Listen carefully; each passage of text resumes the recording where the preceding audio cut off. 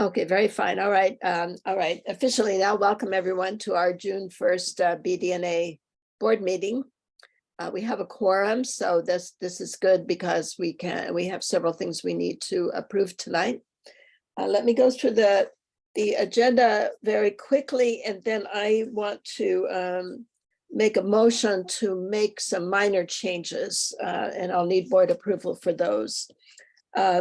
We're reviewing the agenda now. We'll have board members introduce themselves, and then our guests and visitors like Linda Goldser and Nancy Chapin in London will ask you to introduce yourselves. Then we have a guest. I hope this works out, Mayumi Hasegawa, who will be joining us. And then we have Bill Cunningham to talk to us about the Lower Southeast Rising, or TGM as we call it, plan recommendations, which are now in draft form. It's very exciting. It's taken 18 months to reach this point, and we're pretty upbeat about it.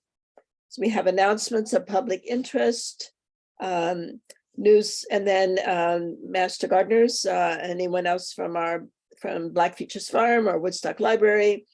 If they would like to say a few words, that would be fine. Then we, under board business, approve minutes. Well, the minutes will be approved next time. We have treasurer's report and a couple of approvals, 3 approvals to make, and then discussion as time permits, and then some other business. So I wish to make a motion to change the following. I move that we alter the order in which we do the items under board business. We have 2 approvals that need near future, that is today, approvals. And I'd like to make sure that those come right after the treasurer's report, then Gail's report. And then we can talk about our meeting schedule this year. That's one change I would like to make. Just change the order a little bit. And the other one has to do with items under as time permits. I would like to change approve to not approve tonight 2 items. One has to do with distinguishing between the BDNA event and the BDNA supported event. And the other has to do with whether we would use Zoom, would allow other organizations to use our Zoom account. I don't want to try to approve those tonight. We would need to approve a written out policy, and I haven't prepared those, but we could talk about them if time permits. So, all right, so those are my 2 motions. One is to change the order a bit under that initial list under board business, and then under time permits to not approve, but discuss if time allows the 2 items having to do with BDNA events and use of the Zoom account. So do I have a second? Second. Thank you, Gail. Okay, Brett Farrell has just joined us. Hello, Brett. Thank you for joining us. And all right, so may I call the roll of those who are here? We just need a majority vote to approve. Laura Lee? Aye. Kim DeLeo? Aye. Gail Keeley? Aye. Pam Hodge? Aye. And I, Stephanie, I'm an aye too. So, okay, thank you very much. So it just brings a little bit better order to our agenda. And now, and as I said, that Vivian Shung and Derek Covey will not be with us tonight. Vivian has a cold, and Derek had a medical procedure today, and he's home resting. So let's proceed with the agenda. With the board members one by one introduce themselves, name, position if you're an officer, and your primary motivation for serving on the board. Pam, would you like to go first? Pam Hodge. I currently serve as the treasurer, and I've been on the board on and off since 2018. And so I've had a number of interests that I'm still interested in, but today I'm particularly focused on resiliency issues and revitalization of the Brentwood Darlington Community Center, as well as continuing to serve on the Lower Southeast Area Rising Planning Study. Yeah, thank you. Thank you for your contributions in both those areas. They're huge. Then, okay, very fine. All right, thank you, Pam. Laura Lee. Hi, Laura Lee Cole. I've been on the board for 3 years now. I think 3 years, third year going in. I'm secretary. And my major interest in being on the neighborhood association is keeping up to date with everything that you guys do and what's happening in our neighborhood. Okay, very fine. Thank you. And thank you for your role as secretary. Kim DeLeo. Hi, good evening, Kim DeLeo. She, her pronouns. I've been in the neighborhood since 2015, a board member for 2 years. And primary interests, probably community safety, but I'm also a jack of all trades, so I'm happy to help out where needed. Okay, thank you. And you do. Thank you very much. And okay, thank you. Let's see. Gail. Hi. Now that I can't talk. I've been here since the dinosaurs, and I like parks, and I'll help out with anything. And you do, and you play in a band, and you blow bubbles in parades, right? Yes. Saturday night, watch the Starlight Parade. Oh, okay, right. Very good, thank you. Okay, Casey has joined us. Casey, would you introduce yourself and say what's your primary motivations for serving on the board?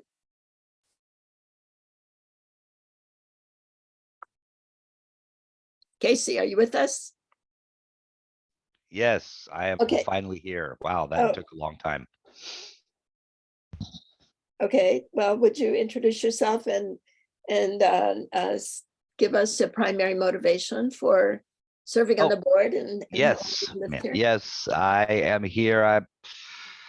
My primary motivation for being on this board has always been pretty much the same, is just to get to know the neighborhood better and get to know the neighbors better and get to know the community better and finally do something to be a part of the community I lived in. Something along those lines. Yeah. Yeah, thank you very much. Well, later we're going to ask you to describe the this new program that we're going to ask the board to approve tonight. Okay. Yeah, so that's very exciting. Okay, thank you very much. All right, so I'd like the other people who have joined us. Brett Farrell, would you like to introduce yourself and talk about your primary interest in the neighborhood? Yeah, hi Stephanie. Brett Farrell, lived in the neighborhood a little over 6 months now. Yeah, I'm mostly involved or mostly excited about just getting involved in the community in any way, shape, or form. And so happy to help out or assist on anything that the board is working on. Okay, great. Thank you. Thank you so much. Linda Goldser. Hi, I'm Linda Goldser, she, her pronouns. I'm the co-director of the Multnomah County Master Gardener Demonstration Garden, which is located just south south of Duke off of 57th Avenue. I've volunteered at the demo garden since 2017, and I've been the garden co-coordinator since 2020. And I will continue in that role this year. So even though I don't live here, I've spent many hours in the neighborhood for the Oh my past gosh, there's a 6 Japanese years. person there. And have been coming to Brentwood Darlington board meetings for close to 3.5 years because at the garden we are interested in community collaboration. Okay, very good. And thank you for your plant sale. they're Yes. beautiful plants and they're thriving, the ones that I got from you. So was it a big success, I hope? It was the first year that we did this type of a sale, an online sale. And we did not have a profit like we had prior to COVID, but it was good and for the first year of doing it the way that we did Okay, it. good. Well, it was a busy place, let me tell you. No, I know you were there. I saw you. I tried to talk to you, but you were helping people. So I stopped trying to bother you. Thank you. Nancy Chapin, would you introduce yourself? Hi, Nancy. We can't hear you. You're muted. Still can't hear you.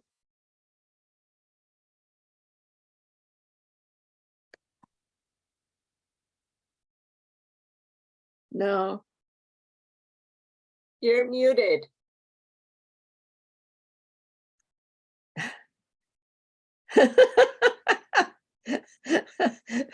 Okay, well, I'll tell you what, we'll come back to you in a moment, all right? Let's call on London, and then I see that our Exploring Brentwood Darlington guest, Mayumi Hasegawa, has joined us. Hi, Mayumi. London, would you like to introduce yourself, please? Sure. Hi, yeah. I am London and I've lived here for 2 years this month, I believe, actually. Yeah. And yep, interested in getting involved in the community. Okay. All right, good. Well, we will involve you. We're going to really concentrate on involving people this next year. So wonderful. Thank you. Okay, Nancy Chapin, have you won the battle with your audio? No. Okay, sorry. Well, you can hear us though, right? Okay, well, we're glad that you're here. And then you can just follow along. And if you don't like something, you can put up your hand, or if you like something, you can put it that way. And we'll communicate somehow. All right. Okay, very fine. All right. Well, thanks to you all for coming tonight. I'd like to introduce our guest tonight, who is representing her work in our forum, Exploring Brentwood Darlington. She's my neighbor, Mayumi Hasegawa, a local entrepreneur. Konnichiwa. And yes, Casey will recognize her. Yes. And Mayumi, I'm going to give you the floor. Please, please feel free to proceed and tell us all about your work. Hello. Hello. Hello. Can you hear me? Yes. Okay. So hello. Nice to meet you, everyone.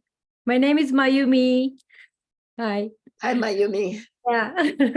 Thank you for inviting for this nice culture. Thank you. You're welcome. We're glad to have you.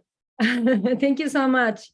So I moved to Portland from Tokyo, Japan, with my husband and 7-year-old son about 3.5 years ago.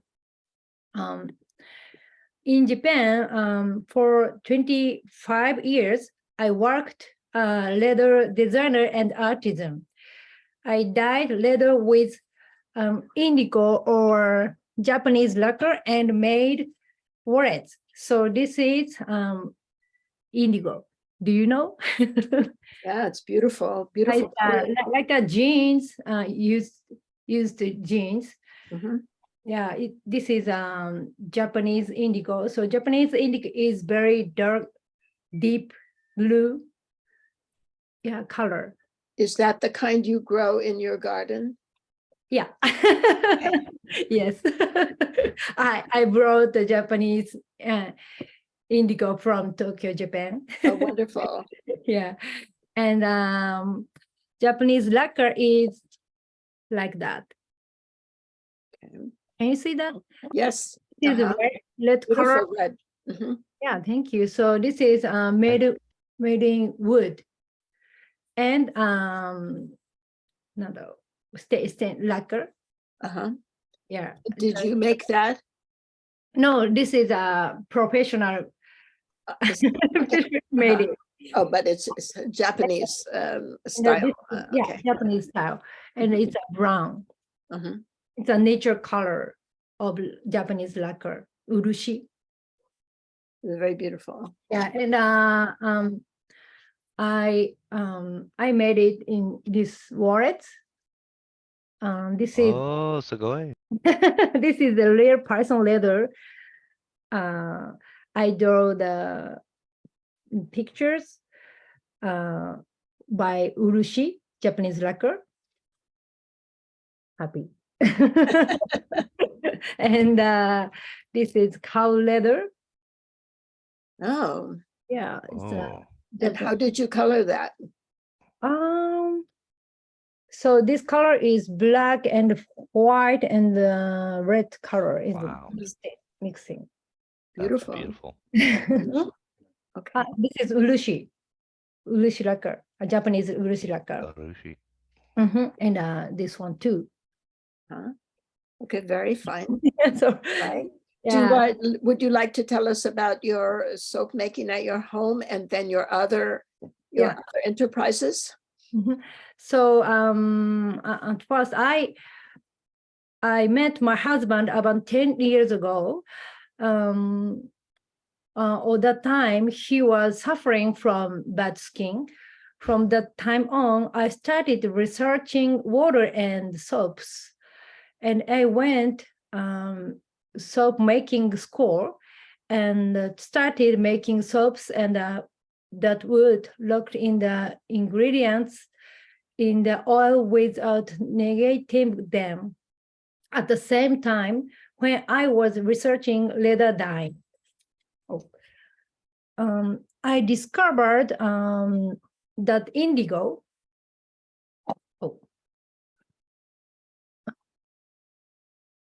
Indigo. This is indigo. In an ingredient which is as effective against inflammation caused by eczema. I thought that if I could somehow get the indigo into the soap, I could create a soap that would help someone like medicine. I took years to develop. The pandemic hit shortly after we moved to Poland, and I had time to sow my own Japanese indigo seeds and grow them. Oh, very nice, Mayumi. I'm going to share screen and bring up your website to show your soap, okay? I send my website, so... No, I already have it. It's okay. Okay. So all the soaps make now can be used on babies as well as people with skin problems. Of course, it can also be used for these with trouble-free skin. When you use this soap, your skin becomes so moist that you don't need lotion. So this is my... I'm having trouble bringing it up. This is my soaps. Okay. And this is indigo soap. It's a special... Okay, I'm sorry, I'm not able to show your website. I didn't figure it out. Okay. Okay, so all the soaps I make now can be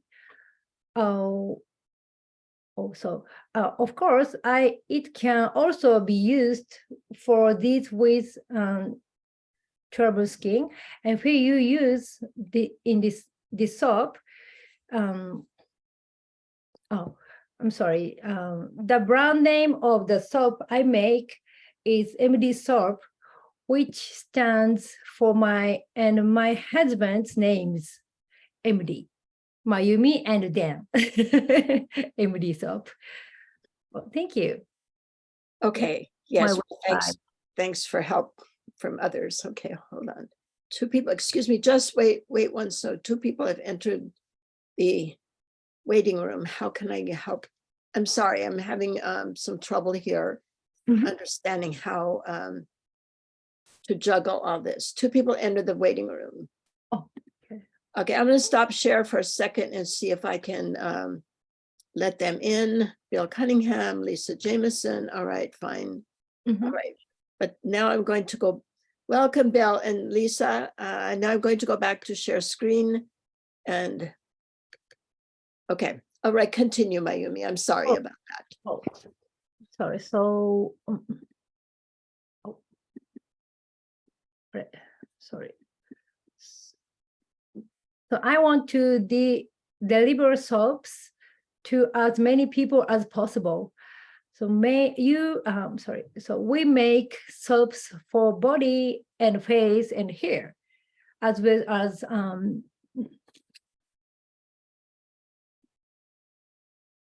this is dish soaps that are gentle on the hands. Okay, Yeah, and in April, we just opened our new Hibiki Wellness Center at the corner of First and Powell. There we have Aikido classes taught by my husband and energy work classes taught by myself. We have various open house and beginner events, so we hope you will come visit. So Hibiki Dojo's website is, I'll send a message. so yes, I see Laura Lee Cole has posted the Oh, thank links in the chat for the energy work class. Yeah. And all right, do you want to describe your class? Oh, what? Do you want to explain your energy class? Oh, okay. So at first we feel our bones and energy, because the base of body is bone. So it's like a building structure. So when we passed away, so the only thing, なんていうかな、basic structure is our bones. So I think so energy running out of bones, from bones.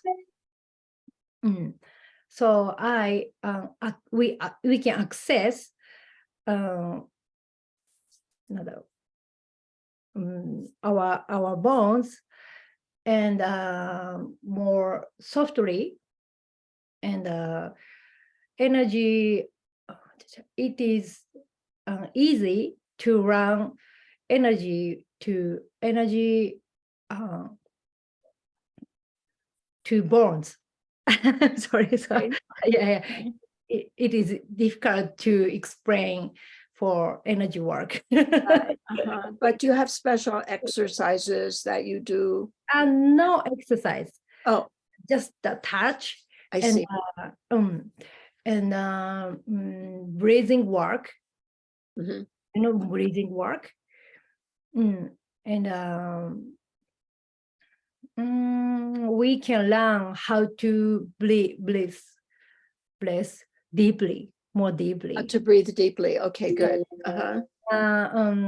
Each other person touched and feeling each other power from each other, from bones, energy. So it's training, but no hard exercise. I see. Okay. Slowly exercise only, and slowly breathing work. And you told me that one time you lost your voice, you could not speak, but you were able to Oh, bring yes. your Yes. voice back. Yes, thank you so much. Yes, I forget. Yeah, so I was very busy. I in Tokyo, Japan. I lived in Tokyo, Japan. So I lost my voice. And I went to the famous, popular hospital, but I cannot getting better. So finally, I found the energy work and breathing work class. So I tried to join the class. So suddenly, the class was started, my voice coming up. So I was so surprised. Wow. You are your own living example of the benefits of your work. So Yeah, so surprised. So I want to っていうのかな。なんていうの I want to run out my knowledge and my experience for as possible for You want to share? yes, share. Yes. Yes. Yes, here. Okay, very fine. Thank you. Well, so So much. people can reach you to buy soap or to contact the Wellness Center because we put the links in the chat. And I will say that I have used Mayumi soap and it's just wonderful. Oh, thank you so much. It's and Kim DeLeo, you have a question? So I think I'm gonna need some of the indigo soap for hydration. Is that, yeah, is that the best one for the hydration Hydration. or for dry skin? What? For like skin, you said something about you don't even have to use lotion. Lotion. Yes. So do you know cold press making soap? Oh, so the cold press making is can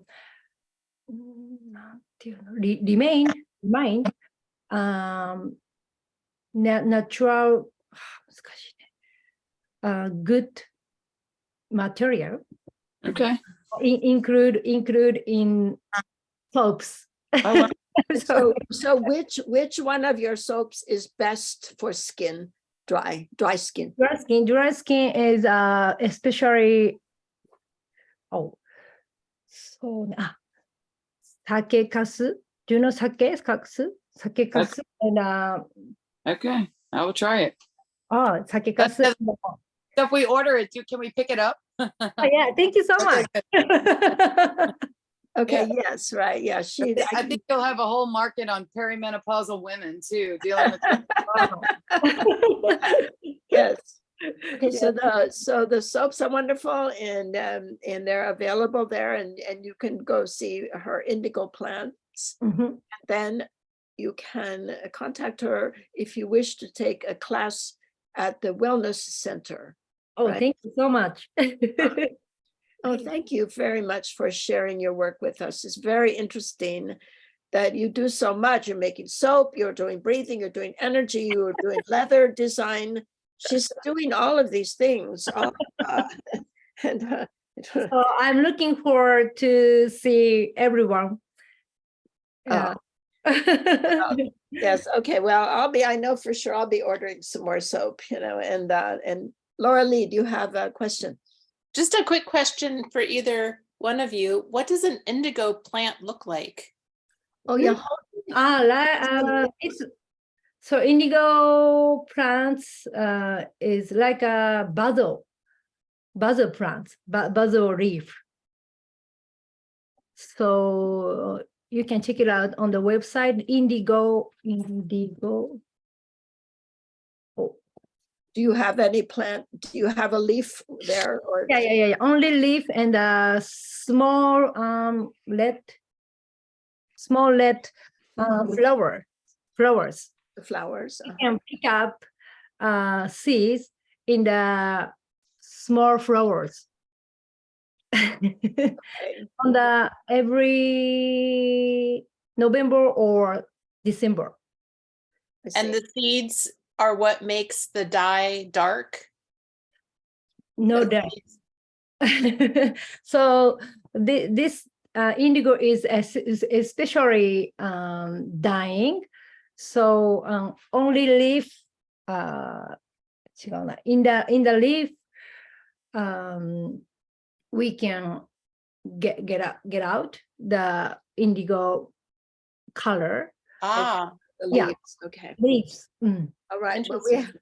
we have to take a field trip to your house so we can see the indigo in your garden. In my garden. Oh, well, thank you very much, Mayumi. We're going to post to our email list and to our website the information you've given us so that we'll advertise your work to the neighborhood. Mhm. And then we will use the chat to get in touch with you about your wellness center and Mhm. order soap from you. So Mhm. thank you Thank you so so much. much. Thank you so much for coming tonight. Nice to meet Oh, arigato. you. ありがとうございます。 Stephanie, just one question before Mayumi Oh, leaves. sorry, I didn't see your hand. Yeah, go ahead. yeah. Is she participating in the Brentwood Darlington Artisans Market on July 15th? Oh, I don't think so, and I need to connect them, and yes, and I Okay. haven't done that oh, yet. thank Thank you. you for bringing that up. Yeah, let me make a note right now. That would be terrific. We could come buy your soap. Wow, thank you so much for yeah. Yes, no, I have intended to do that, but I hadn't done it yet. So I'm writing a reminder right now. Yeah, that will be July 15. Are you going to be here? Or you're going to? So I have a plan to go back to Japan from end of June to August 2nd. Oh, okay, well then you won't be in town, but there will be other opportunities and we'll make sure that we tell you about them as we Okay. learn about Oh, them. thank you so much. Wow. Okay, thank you. Thank Thank you. you Thank again. And all right. thank Goodbye you. for now. Goodbye and thank you. Let's see, I want to go back to Nancy Chapin. She got her audio going. Is that right? I guess that's wrong. Hmm. Nancy, can you speak to us now? Can you hear me? Yes. Oh, yes. All right. Yes. Okay. So I introduced myself. I'm president of the 82nd Avenue Business Association. Lived here in the neighborhood since 1988. Your meetings have always been on the wrong night. And so tonight they were on the right night, and it worked well because I'm hoping that some of you know businesses on 82nd that would like to plant rose gardens. We have 71 rose plants that we want to put into small rose gardens. So if any of you have any ideas, I put the 82nd Avenue Business Association Gmail in the chat and would love to hear from you. Oh, okay. Outstanding. Thank you very much, Nancy. It's very good to hear from you and then hear the content. All right, rose gardens. All right, Yes. fine. So I think we could go on now to our next item on our agenda because Bill Cunningham is now here. So we had you scheduled for 7:15, but you could start now because you're here. Is that all right? I'm fine with that. That'd be great. Okay, let me see. Do I need to make you I can make you a co-host and then I guess that will give you everything you need to be able to share screen and so on. So, all right, so may I introduce Bill Cunningham? He's the head planner of the Lower Southeast Rising planning effort that's been going on for 18 months here. And he's going to tell us about the document that presents the recommendations that he and his team have come up with. So would you like to proceed, Bill? Sure. Thanks for the introduction, Stephanie. Really appreciate it. And you're mentioning 18 months, and we've actually been meeting with the community for about 2 years on a planning effort for what we're calling the lower southeast area. And definitely want to thank all the input we had from the community.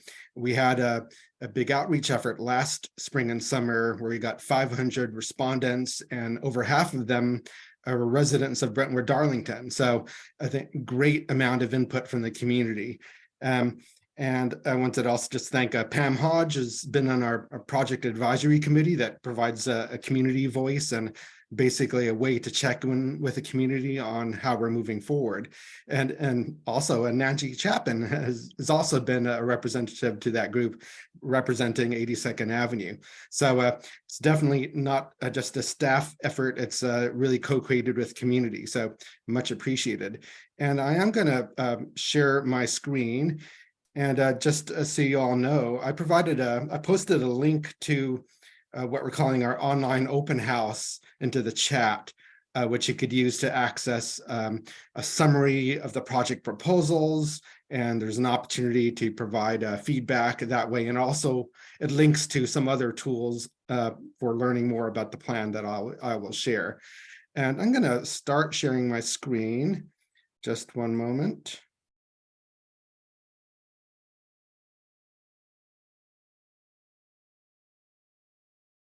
All right, do people see a screen or a slide? Yes. Yes. Good. Yes, we do. I'm going to launch right into this. My objective today is just to give you a preview of what's in the plan. I think we have about 40 or 45 minutes, and I wanted to be sure you're aware of some of the major proposals and just leave things open for some questions, and also highlight how you could learn more and how you could provide comments. Just as I mentioned before, the project's actually been going on for about 2 years now. We're getting towards the end part, but maybe the most important part of the plan, where we've released the first public draft of the plan, which we call the discussion draft. And the plan is, we're calling it the Lower Southeast Rising Area Plan, but it's really has Brentwood Darlington as its core focus area. It also does include adjacent areas like the parts of the Woodstock neighborhood, Mount Scott Arleta, and Lentz. And the reason we are focusing on Brentwood Darlington is because that area, more than other neighborhoods in the area, has really lacked things like sidewalks and safe ways to get around by walking and bicycling. It doesn't really have its own neighborhood business district. And we're hearing people are having to go up to Woodstock Main Street or up to Foster. And there's just a lot of interest in creating a community where you still have all the good things people like the parks and the schools and the neighbors, but trying to foster a situation where it's safer to walk and bike in the neighborhood, easier to take transit, and more neighborhood businesses they could access locally. And the project objectives are really shaped by what we heard from the community. And one of the objectives is to increase opportunities for neighborhood businesses. And that was actually the number one land use priority that came out in our survey a year ago. And another was to increase housing choices and affordability, introduce more housing types that are possible in the area that are less expensive. And a key thing too, and this is why we're partnering with the Portland Bureau of Transportation, is expanding what we call active and green transportation. So walking, biking, and transit in the area. And I should mention that I am Bill Cunningham. So thanks again, Stephanie, for the introduction. But I am co-leading this project with Shane Valley with PBOT. And another objective is, while we work to improving the community, we also want to provide stability for the people living here so that everyone can benefit from improvements over time. And this plan is not doing everything. There are a lot of issues in the area that we will not be able to address. It's really focusing on two main items: land use changes, specifically zoning, to make it easier to locate businesses in the area and have more housing opportunities. And another is transportation projects. As I mentioned before, there are also some actions related to community stability. Just very briefly, I mentioned the fact that a year ago we had a fairly large community outreach effort, and as I mentioned before, a lot of responses to our survey. We also had some targeted outreach to communities who traditionally have not been active with our planning efforts. We had some walks and bike rides, and all that input led to a number of things. It basically led to the proposal we have out in the discussion draft today. When we talked to the community about options, ways of growing, and part of the question too was how can we evolve the neighborhood over the next several decades to meet some of those objectives I mentioned, you know, having more neighborhood businesses and housing options. But we didn't want to assume any one specific approach is the right way to go. So we put out a number of options, from basically, you know, keeping things as they are, little or no change, to and maybe just growing some of the small commercial hubs you already have at places like 52nd and Flavel, and then going up the scale to expanding housing options on the major corridors like 52nd and 72nd, and actually creating a new neighborhood center for Brentwood Darlington that would include a neighborhood business district. And more than half of the respondents preferred actually the greatest degree of change, the idea of establishing a center and having more opportunities for businesses and housing on the major corridors. So the fourth option, centers and corridors, is what we're looking at creating some zoning approaches to make happen over time. And I'm not going to get into the details here, but really the biggest move is the idea of a new neighborhood center with a neighborhood commercial main street on 72nd, extending south from the grocery outlet at Flavel, and then expanding housing options on those major corridors. And just one piece of policy background is the city has designated what we call neighborhood centers, places that have a lot of neighborhood businesses that are intended to be kind of anchors for commercial services and community services for the surrounding area. And ideally, we want them situated so people have options to be able to walk to them or easily take transit or ride their bikes to them. And our existing designated centers in the area included Woodstock, Foster, and the Lentz Town Center. And the circles here are showing about a half-mile, fairly walkable distance. And nearly all of Brentwood Darlington is outside that walkable distance. And the idea of creating a new neighborhood center would fill in that gap. If we could cultivate a neighborhood business district down by 72nd and Flavel, it could really anchor the area with more services. You know, grocery outlet is great, but I think there's interest in having a more robust neighborhood business district. I think some people pointed to the Woodstock as something that they use a lot and would like to have some aspect of that in their neighborhood. I'm going to go through some of the land use proposals, and I'm going to sometimes be rattling off zoning names, and I'll have to apologize for that. But some of the zone changes are to what we call our multi-dwelling zones. And there's basically a small scale RM1 zone that is about the same scale as what's allowed in the single dwelling zones, about 2 to 3 stories, but allows more flexibility for more small apartments, but it is intended to be fairly compatible with single family neighborhoods. That's the zone we're proposing to apply most broadly in the area. And then RM2 is a somewhat bigger scale, 3 to 4 story multi-dwelling zone. It's usually in and around those mixed use centers. And then there's an array of what we call our commercial mixed use zones.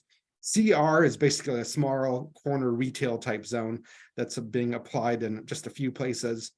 Then CM1 is a 2 to 3 story scale, and CM2, which is what we have in Woodstock and in Foster, is a 3 to 4 story scale, which we often apply in the core portions of centers. But easy thing to remember, the easiest thing is that the number 1 means relatively small scale. Number 2 is a little bit larger scale, if that's useful. This diagram is just showing the areas where we're considering zone changes. And again, I use this term considering because we actually don't have a formal proposal yet. The draft is really to share with the public and see what the public, what you all think about these proposed changes.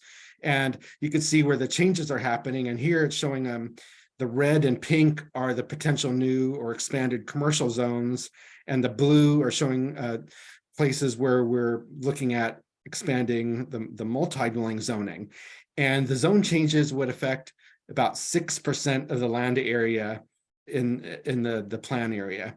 And so it's fairly strategic. It's really focusing on those corridors that are intended to be places where you have transit service, and we have some recommendations for improved transit services on corridors like 72nd. And I'm going to talk about some of the details of this in the next slides. This is zooming into that area around 72nd and Flaville, and this potential neighborhood center extends out to 82nd. And the idea, as I mentioned, was that the zoning would cultivate a Main Street business district along 72nd, extending about 2 or 3 blocks south from Flaville. And that gold line is showing this idea of this new Main Street. And much of that zoning now does not allow businesses. So even if you wanted to allow a neighborhood business district to evolve over time, zone changes to commercial zoning are important for that to happen. And part of the idea too is a smaller commercial hub at Flaville and 82nd to help anchor that end of the neighborhood. And the blue areas here are showing places where we're considering zoning for more multi-dwelling development to allow more housing close to the services. And one thing we found is that having more residents close by those business districts actually provides more customers and can help with the viability of the businesses. Let's see. One issue we wanted to make sure people are aware of is that I mentioned that smaller commercial hub at 82nd Avenue. The area around 82nd and Flaville actually has a number of mobile home parks, about 5 of them, and a number of low-rise apartment complexes. But 82nd Avenue itself in this area is zoned for employment and light industrial uses. So it's intended to be not so much of a commercial type zone, but over time, more of a light industrial employment zone. It also allows gas stations and self-service storage units. But the community in discussions like the idea of having more of a small commercial hub that maybe even allows upper floor residential over at 82nd and Flaville. And one thing I should mention too is, although it has employment, light industrial zoning, what's in that intersection area right now is not really very industrial. There are a couple of small mini mart type things, bars, a couple motels.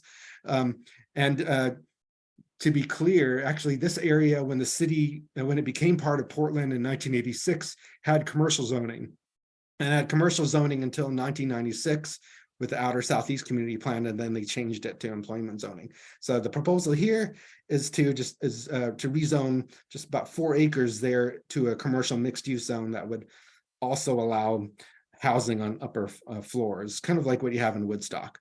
But we're really interested in seeing what the community thinks about that. As I mentioned before, part of the concept that there's community support for was expanding housing options, especially on the corridors like 52nd, 72nd, and also Woodstock. I should mention that 74% of the zoning in this area is for single dwelling development, which is actually significantly more than the city as a whole. Also on these corridors would be expanded allowances for neighborhood businesses. And in fact, with any multi-dwelling zoning on 52nd or 72nd, there would be allowances for small ground floor commercial uses. We had found that actually there's a fair number of neighborhood or home-based businesses along 72nd, and allowing by right small businesses and make it easier for people to grow their businesses along 72nd. And along with some of the land use changes would come corridor safety improvements like improved pedestrian crossings and recommendations for improved transit service. these are showing some of the small commercial hubs where there'd be some zoning to support some expansion of the commercial uses. And that includes an area like 52nd Favela, which is, I think, one of the larger, smaller, but it's fairly small commercial hubs in Brentwood, Darlington. The darker red color is where that medium scale CM2 zoning would be proposed, which includes the core of the 72nd and Favela Center, as well as the area around the Moose Lodge at 52nd and Favela. Smaller intersection or smaller hub locations that have that really small scale CM1 zoning, that lighter, more pinkish or orangish color. This slide is showing where there are proposals for expanded multi-dwelling zoning. And for example, you could see along 72nd, there's a light blue color. And so that would be changing the zoning from the current zoning, which allows townhouse type development primarily, as well as single family houses, to allow that small scale multifamily zone, so that 2 to 3 story scale. And it's being proposed for the RM1 zone out of concerns about compatibility with the fairly low rise scale that's currently there. Let's see.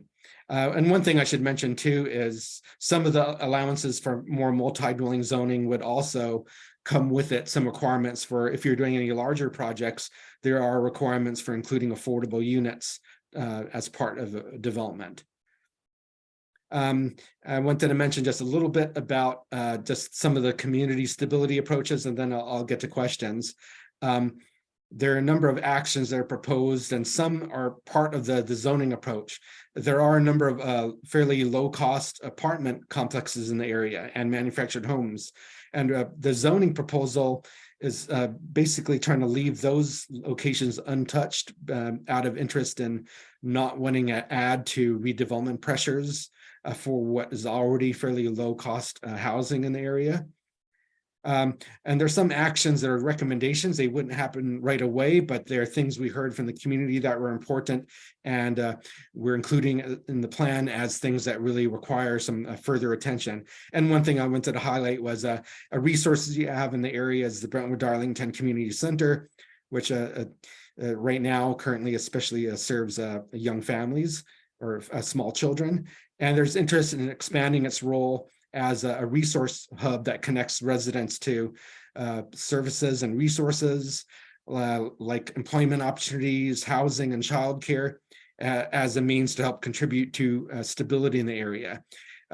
What we heard from the community is community stability is not just about affordable housing. It's connecting people to economic opportunity, trying to provide opportunities for people to establish businesses. So that's something I wanted to highlight. But one thing we definitely wanted to have you think about is, the direction we had here is really set by the community. And we're curious as to, are our proposals really doing enough to do things like expand opportunities for neighborhood businesses? Are they really leading to expanding housing options?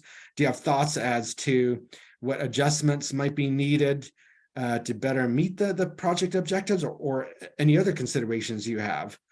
And I'm going to basically open things up for questions. And the second part of my presentation will be about the transportation proposals.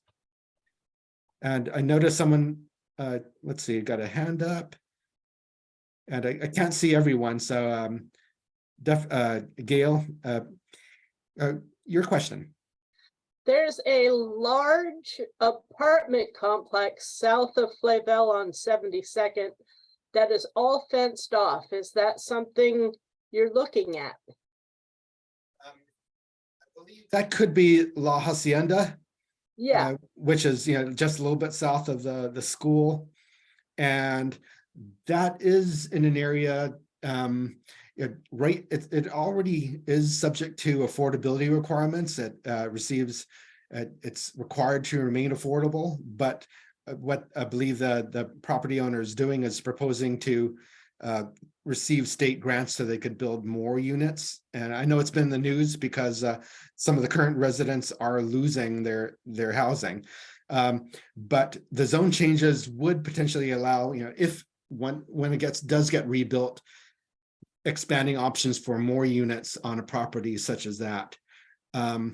There's also, I think, a Rose Community Development Corporation apartment there, where there would be allowances for if something happens over the next few decades, they can get more housing units than are currently there. Yeah, it's all empty and boarded up and fenced off. Yeah, that's included in the zone changes in that the neighborhood center area. And a thing I should highlight is that area around Flavelle and 72nd. It's not just about it being a place where people could access more commercial services, but there's are important community anchors there with Whitman Elementary and Flavelle Park. So in terms of being a place where it'd be good to provide opportunities for more people to be close to services, there are actually some good opportunities already there in terms of things people need. Other questions about the land use proposals, and I should mention, I'm gonna what I was sharing are very much bubble diagrams. It's hard to see what specific zone is being proposed for what specific property. And the full planning document highlights to a greater level of detail so you can see what's proposed. And then we have something called the map app, which allows you to enter an address and see what, if anything, is proposed for the area. One thing I didn't mention is there are also a number of properties down near the Springwater corridor that the Bureau of Environmental Services has acquired. And the proposal is to change the zoning from residential and sometimes employment or commercial for those properties, which are all in the floodplain, I should mention, to open space so that they can be improved for habitat and for helping to manage flooding. I'd say it. I think Stephanie and Pam, you have your hands up. Okay, Pam, you go ahead. You're ahead of me. So Bill, you just mentioned preservation of open space and acquisition of properties by the Bureau of Environmental Services. Is the property that was, and it may still be up for sale at 8441 Southeast 45th Place. It's currently used as an auto upholstery shop, and it's right next to Johnson Creek and the Springwater Trailhead at 45th. So I'm hoping and praying that BES has its eyes on that property. Do you happen to know, or can you say? It is not a property that BS has asked us to change zoning for. So I'll have to check with them to see if that's something they're aware of. If that property is one that's they're considering or not. They tend to be pretty quiet about things, at least publicly, until arrangements are made, but I can see what I can learn about that. Thanks. Well, if it's not on their radar, I'm hoping that it soon will be. So thank you for that. Sure. And then I have a more general question, and maybe you are going to be talking about outreach to residents during this engagement period. But is there a postcard or other mailer being sent to all residents to let them know about the survey? I think that was discussed with the PAC in April, but I haven't received one. So just curious, is it on its way? I got one. What ended up happening is, well, we sent an email update to everyone in our project email list, or you should have received it. Yeah. And then because of budgetary issues in terms of sending a mailing to 15,000 residents, we ended up mailing the notices to properties that are being considered for zone changes. And I think everyone who lived within 400 feet of a potential zone change. So you wanted to make sure at the very least that people in the close vicinity to the zone changes are aware of what's being considered. So we sent postcards to all those people. I think it ended up being 7,000 residents in the area. But if you're more than 400 feet from a zone change property, you ended up not receiving it. Okay, thank you for that clarification. I'll stop going down to my mailbox every day. Sorry about that. But come to the Lents Farmers Market on Sunday, and we'll be there with the table. And then one last thing, we have our annual movie in the park on July 21st. I know that's outside of your survey response period, but and Gail, you're the coordinator of this event, but I'm assuming you might be Yes. open to Yes, tabling. yes, invite them. Yes, Hear that, Bill? You're formally invited. yes. I'll- July 21st, come on down. Great, I'll connect with you to make sure I have the details. Free. Great. And Stephanie, you had a question. Yeah, I think, have a or you had question some- and then London has a question. I have two questions, please. One concerns 72nd Avenue. You mentioned that there are quite a few home-based businesses along 72nd Avenue, and you said the zoning changes would help those entrepreneurs build their businesses. Could you explain that? I didn't know what that meant. We have home occupation allowances where people could have a small business based out of their home, but you can't have more than 8 customers a day, and you can't have employees, and you can't have any signage. And so the difference would be that on 72nd or 52nd, the new provisions in the multi-dwelling zones would allow a neighborhood business that is really public facing. It could have a sign, someone could have a hair salon or something and have multiple customers coming. So it wouldn't be quite so limited as what you have with the home occupation. We've heard from some people that being in a busy street is not always the best place to have your living room or bedroom facing onto it, but there's some visibility there. So if you have interest or already have a home-based business, these provisions could allow basically a small neighborhood business to really become established on a street like that. 72nd does not have any transit right now in that portion of the neighborhood, but it's part of the recommendation that we pitched to TriMet, and they now have that as part of their planning for future transit improvements. So the idea is along with allowances for more neighborhood businesses and housing, we'd also have expectations to have better transit along that street and safer pedestrian crossings. Okay, well, so these zoning changes that would help home-based businesses on 72nd, are there other streets where the zoning would help home-based businesses too?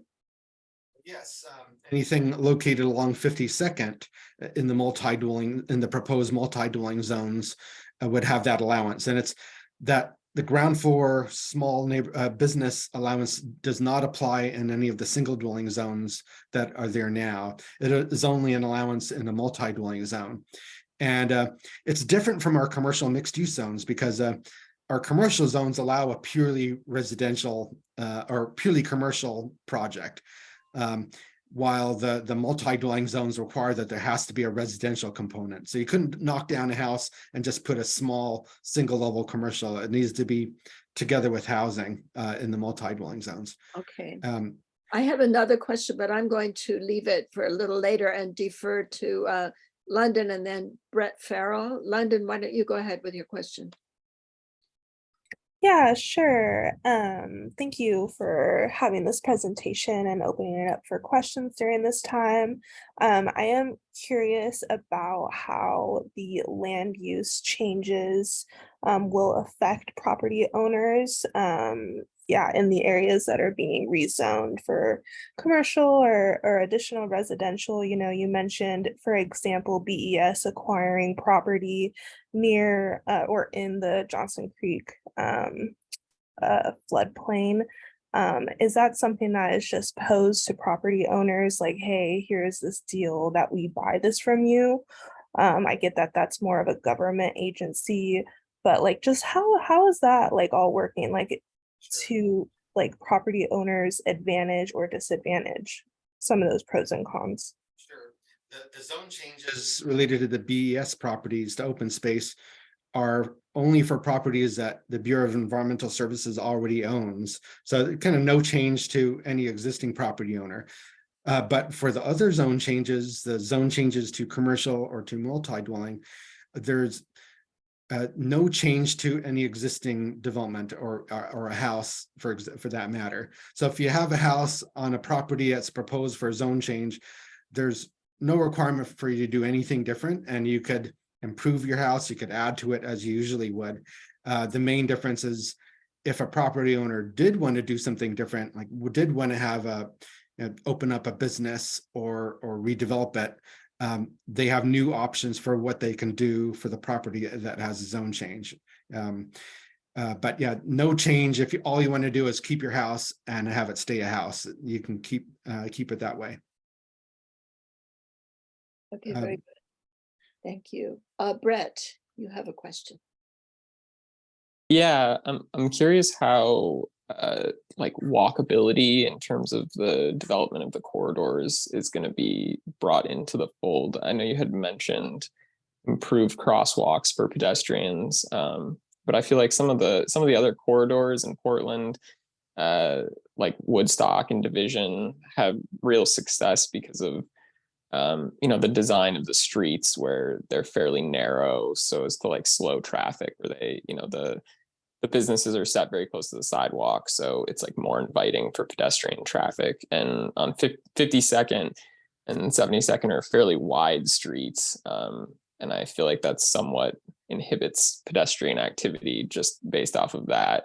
So are there plans to try to improve walkability through street design or changes to the streets, or is there anything being considered like that? I just feel like the walkability of Woodstock and Division is what allows those areas to sustain businesses so well. And so I think that's just like an important consideration.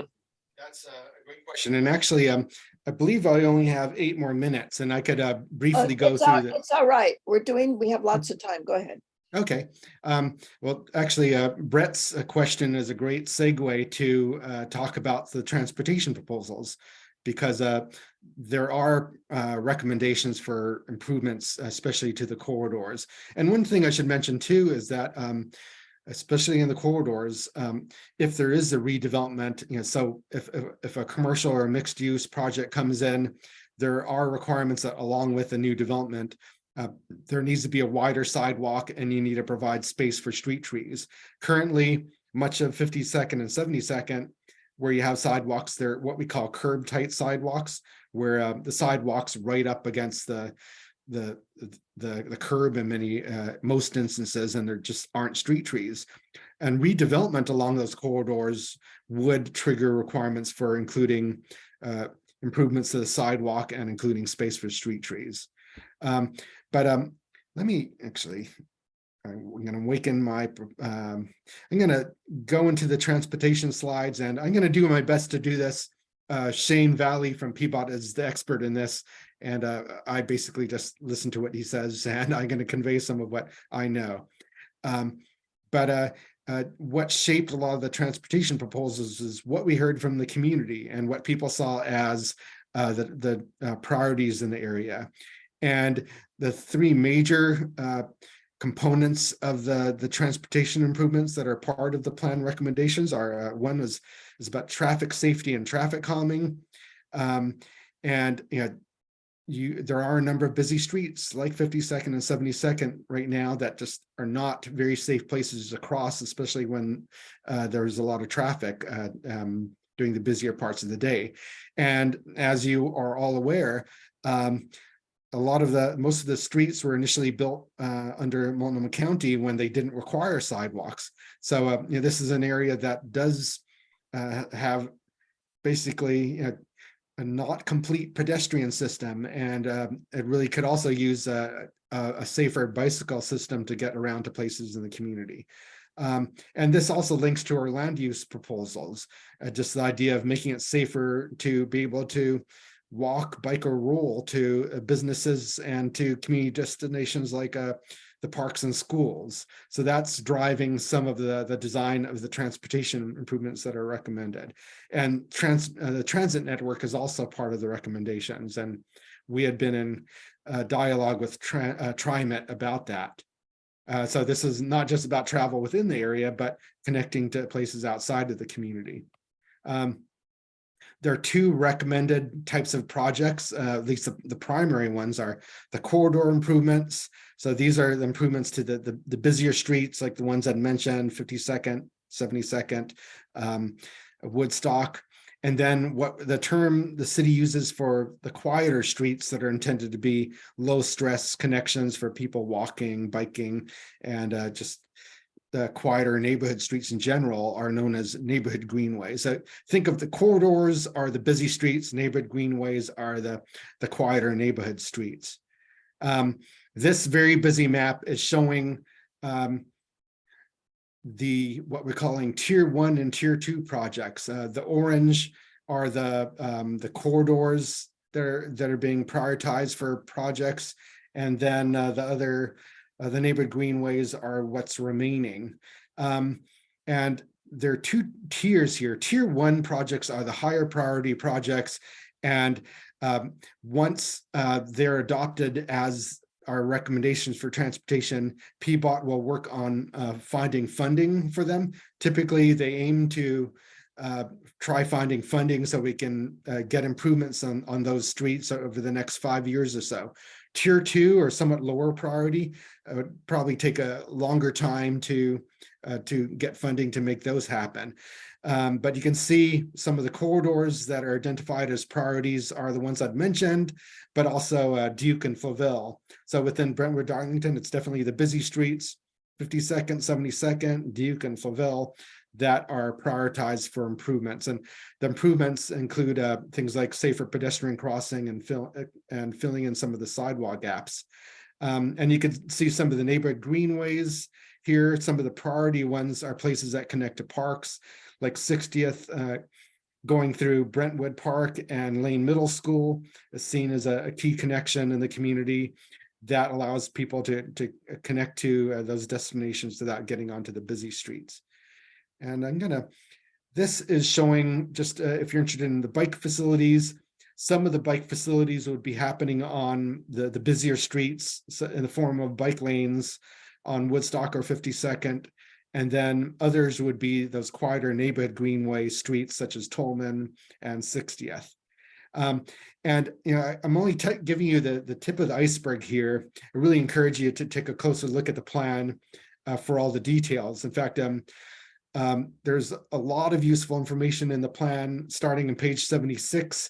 What is shown are things like where the crossings, the improved pedestrian crossings would be located, and also identifies where there are gaps in the sidewalks that would be part of corridor improvements. So we'd be especially interested in your thoughts as to, do we have the crossings in the right locations? Are we successfully identifying the sidewalk gaps in the busy streets that are needed?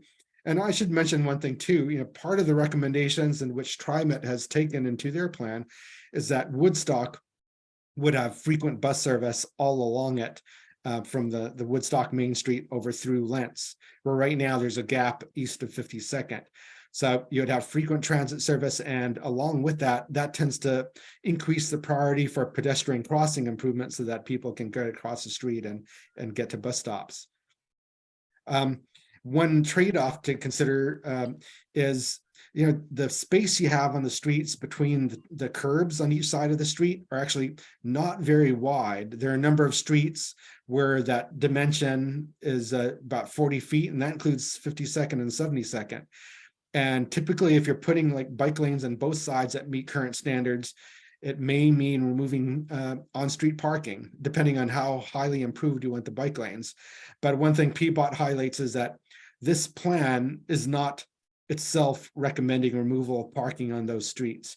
But once you actually get to a specific project, like if it's identified that we're going to improve 52nd, then when that happens, there'll be additional community discussion as to just how it will be improved and what's the balance between bike facilities and on-street parking.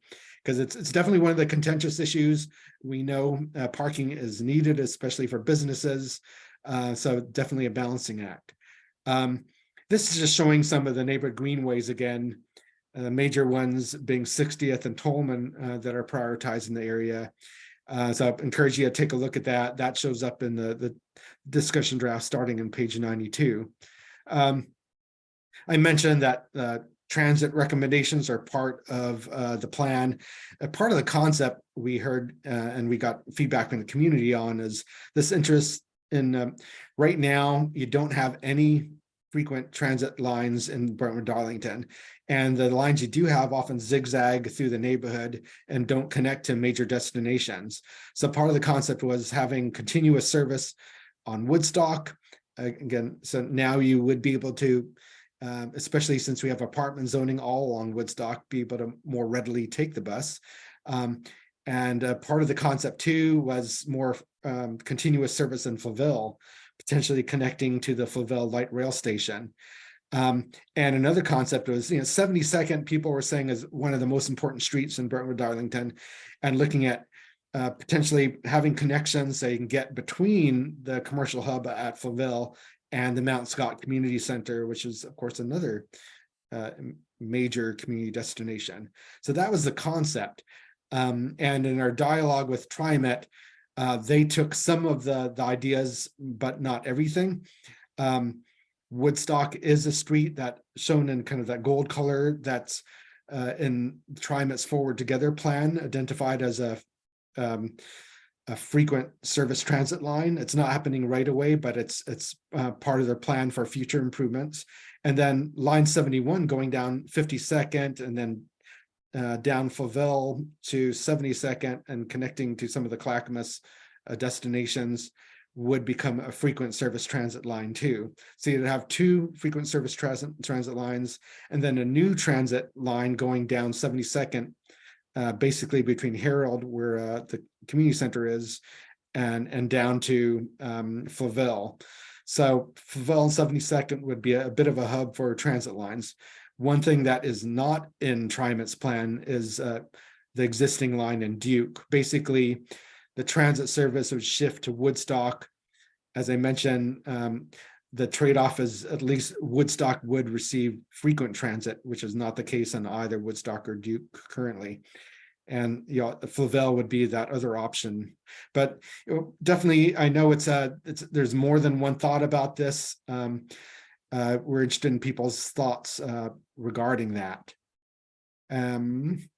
So, things to think about are whether or not these recommended projects are meeting objectives for local street improvements in the area. And I should mention too that part of the thing we highlight for people is we now have programs, for example, Portland in the Streets, which allows alternative ways of improving streets. We heard from many people that some of those gravel type streets in the area are actually seen by some as community assets, and that you don't have cut through traffic. And some people have turned parts of those streets into things like community gardens. I think Duke, just west of 52nd, is a nice example of that. But that we just wanted to highlight that there are some programs we encourage the community to take advantage of for thinking about how the future of streets could evolve in something other than kind of a through connection.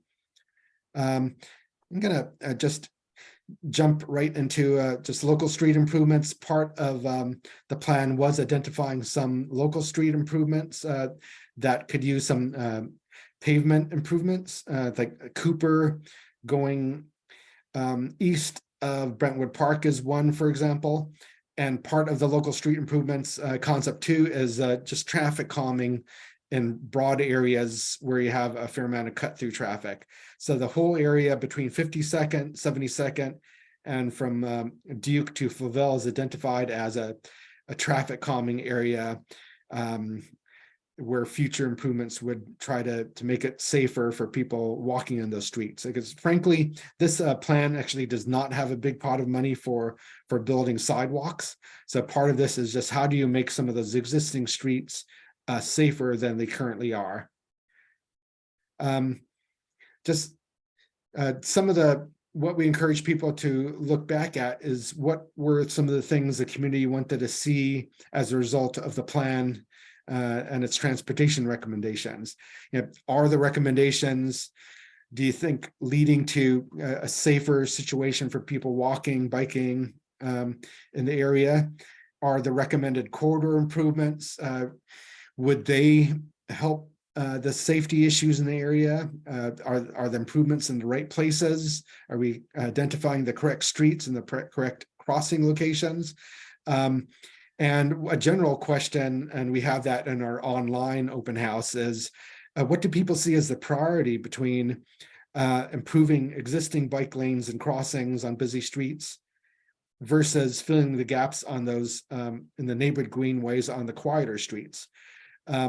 We've heard multiple things from different people. Some say they don't like to ride bikes on the busy streets. They prefer safer neighborhood greenways, including making sure there's safe crossings of the busy streets where the neighborhood greenways intersect with streets like 52nd or 72nd or Duke. I know I have not given enough time for any real discussion, but just wanted to make sure you're aware of what's in the plan and what to look for. So any questions about those transportation components?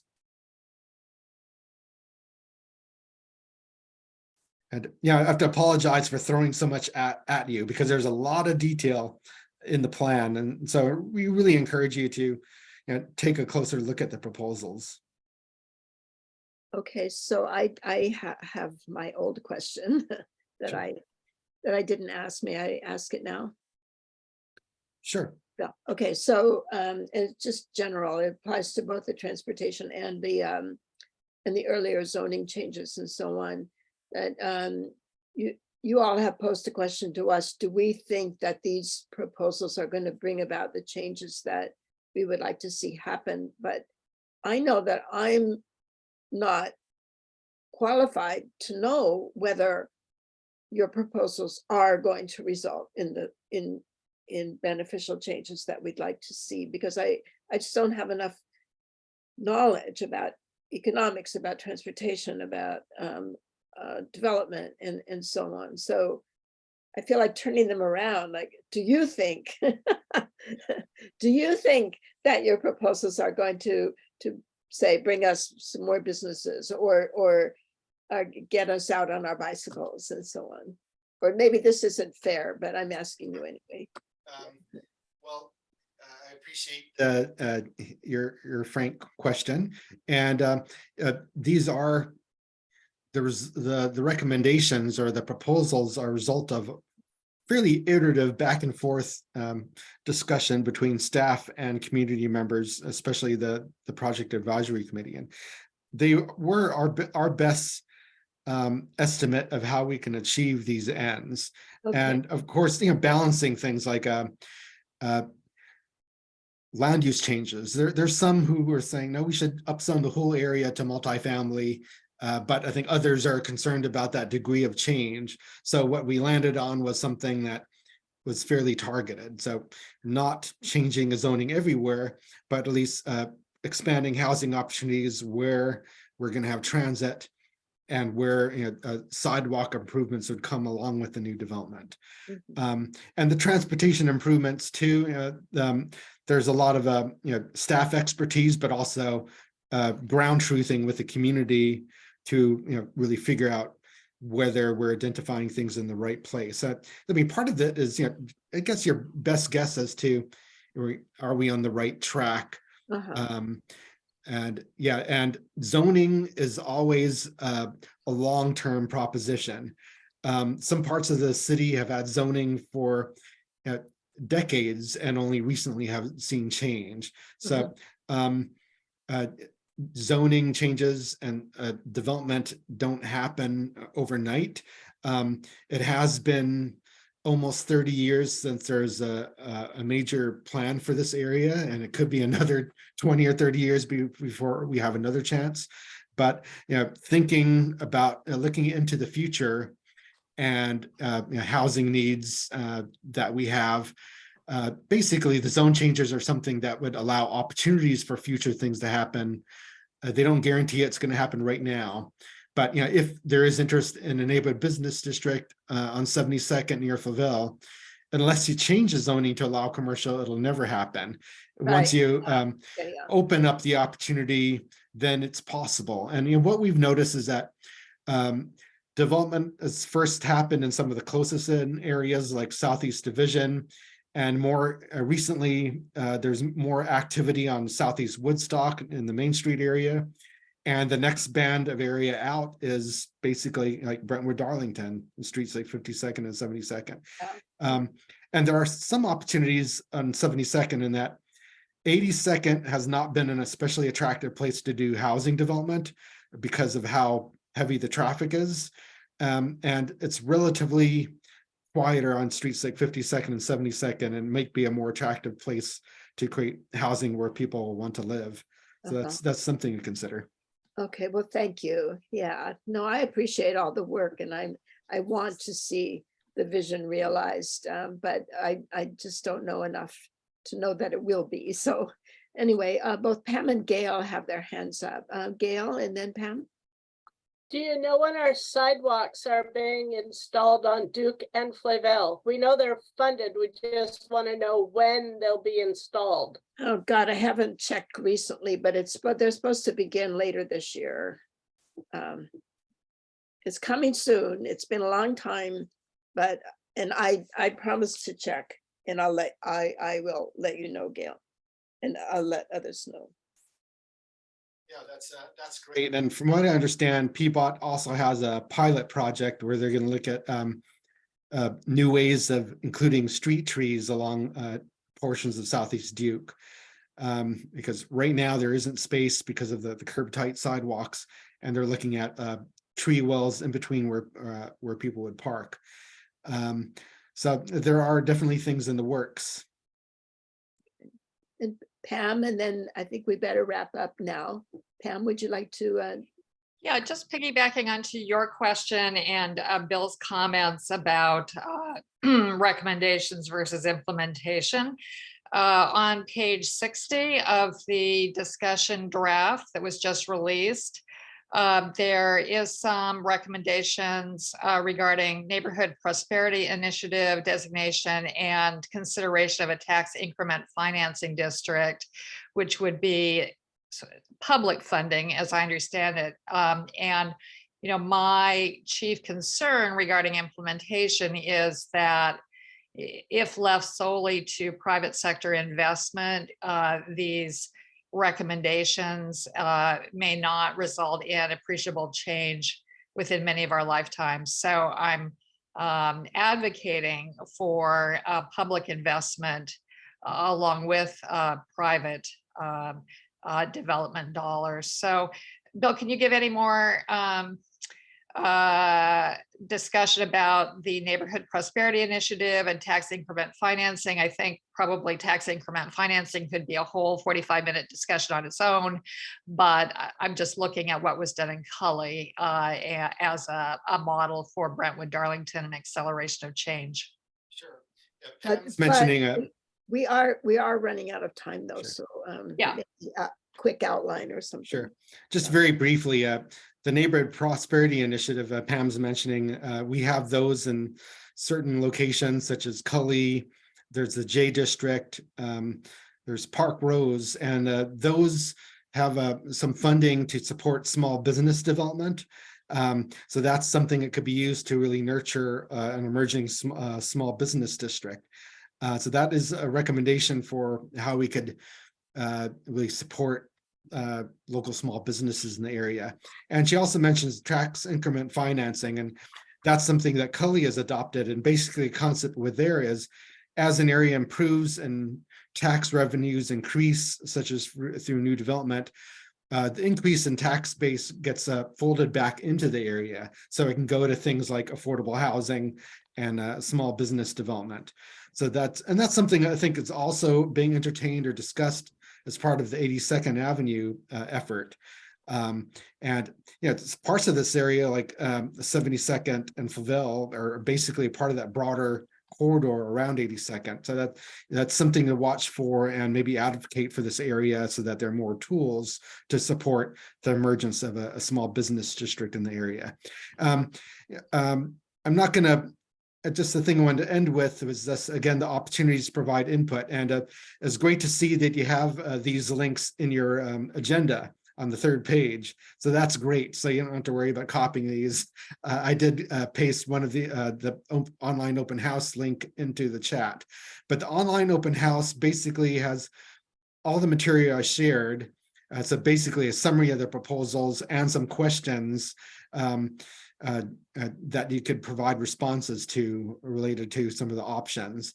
And as I mentioned before, the map app is where you could enter an address and look at the specific zone change proposed. And we also have the discussion draft document itself. And you can find links to that from the online open house. And lengthier comments you wanted to provide to us, definitely feel free to send them via our project email address. So again, thanks everyone for your time, and I very much appreciate your patience with seeing a whole lot of material put in front of you. I know it's a lot to absorb, but I'm hoping it's giving you a taste for what's being considered, and that you will take a closer look as you have time. And we're aiming to have comments by June 23rd. Oh, thank you so much, Bill. No, we do appreciate all the work and all the ideas. We have a lot of hope for our future, and you've given us more hope. So thank you for that. And maybe we'll see you up at the Woodstock Farmers Market or at Grocery Outlet. You guys are going to be in quite a few places. Yeah, we're going to be at the Lentz Farmers Market this Sunday for pretty much all day. We'll be at Grocery Outlet on June 7th between 3 and 6 p.m. We're going to be at the Woodstock Farmers Market on June 18th, pretty much all day as well. So we'll have a table and material and staff to answer questions. Okay, wonderful. All right. Thanks very much. We really do appreciate Thank you. all the work. Yeah. Okay, very fine. All right. So with the end of Bill's presentation, we're at an inflection point. We could take a break, or we could power on through as we normally do, and try to get things done and over with. Should we, what do you think? Should we keep going? Okay. All right. All right. So turning to, Sure. all right, let me see. We heard from Linda Goldser is here from Master Gardeners, but we heard about her plant sale and so on. So I don't think that we need to bring her up again, if you don't mind, Linda. Is that all right if we move ahead? That's just fine. Oh, okay, very good. Just quickly on announcements of public interest, we've learned from Southeast Uplift that neighborhood associations do not have to do hybrid meetings if they meet in person. They may if they wish, but so that if we want to meet in person, we do not need to be burdened by that. But there is an easy way to do it with 2 laptops. So if we don't try to get into projectors and all that, we could easily still accommodate people on Zoom. So we should think about meeting in person, at least during the good weather of this summer. But that's a discussion for a little bit later in the meeting. And then quickly, a quick update on Arrow Heights Park. I'd like to share a screen just for a moment. Well, maybe I can't. Maybe this is again one of these businesses where I failed to understand how to do this. I wanted to show you a photograph that I had taken, but I guess I need to be able to get it as a URL. So never mind. I can't figure it out. It's not here. Anyway, beautiful work is being done at Arrow Heights Park. There are lawns in, sidewalks laid, beautiful steps going up to the community garden from the north side. Now they're working on the south side of the park where the big statue is going to go.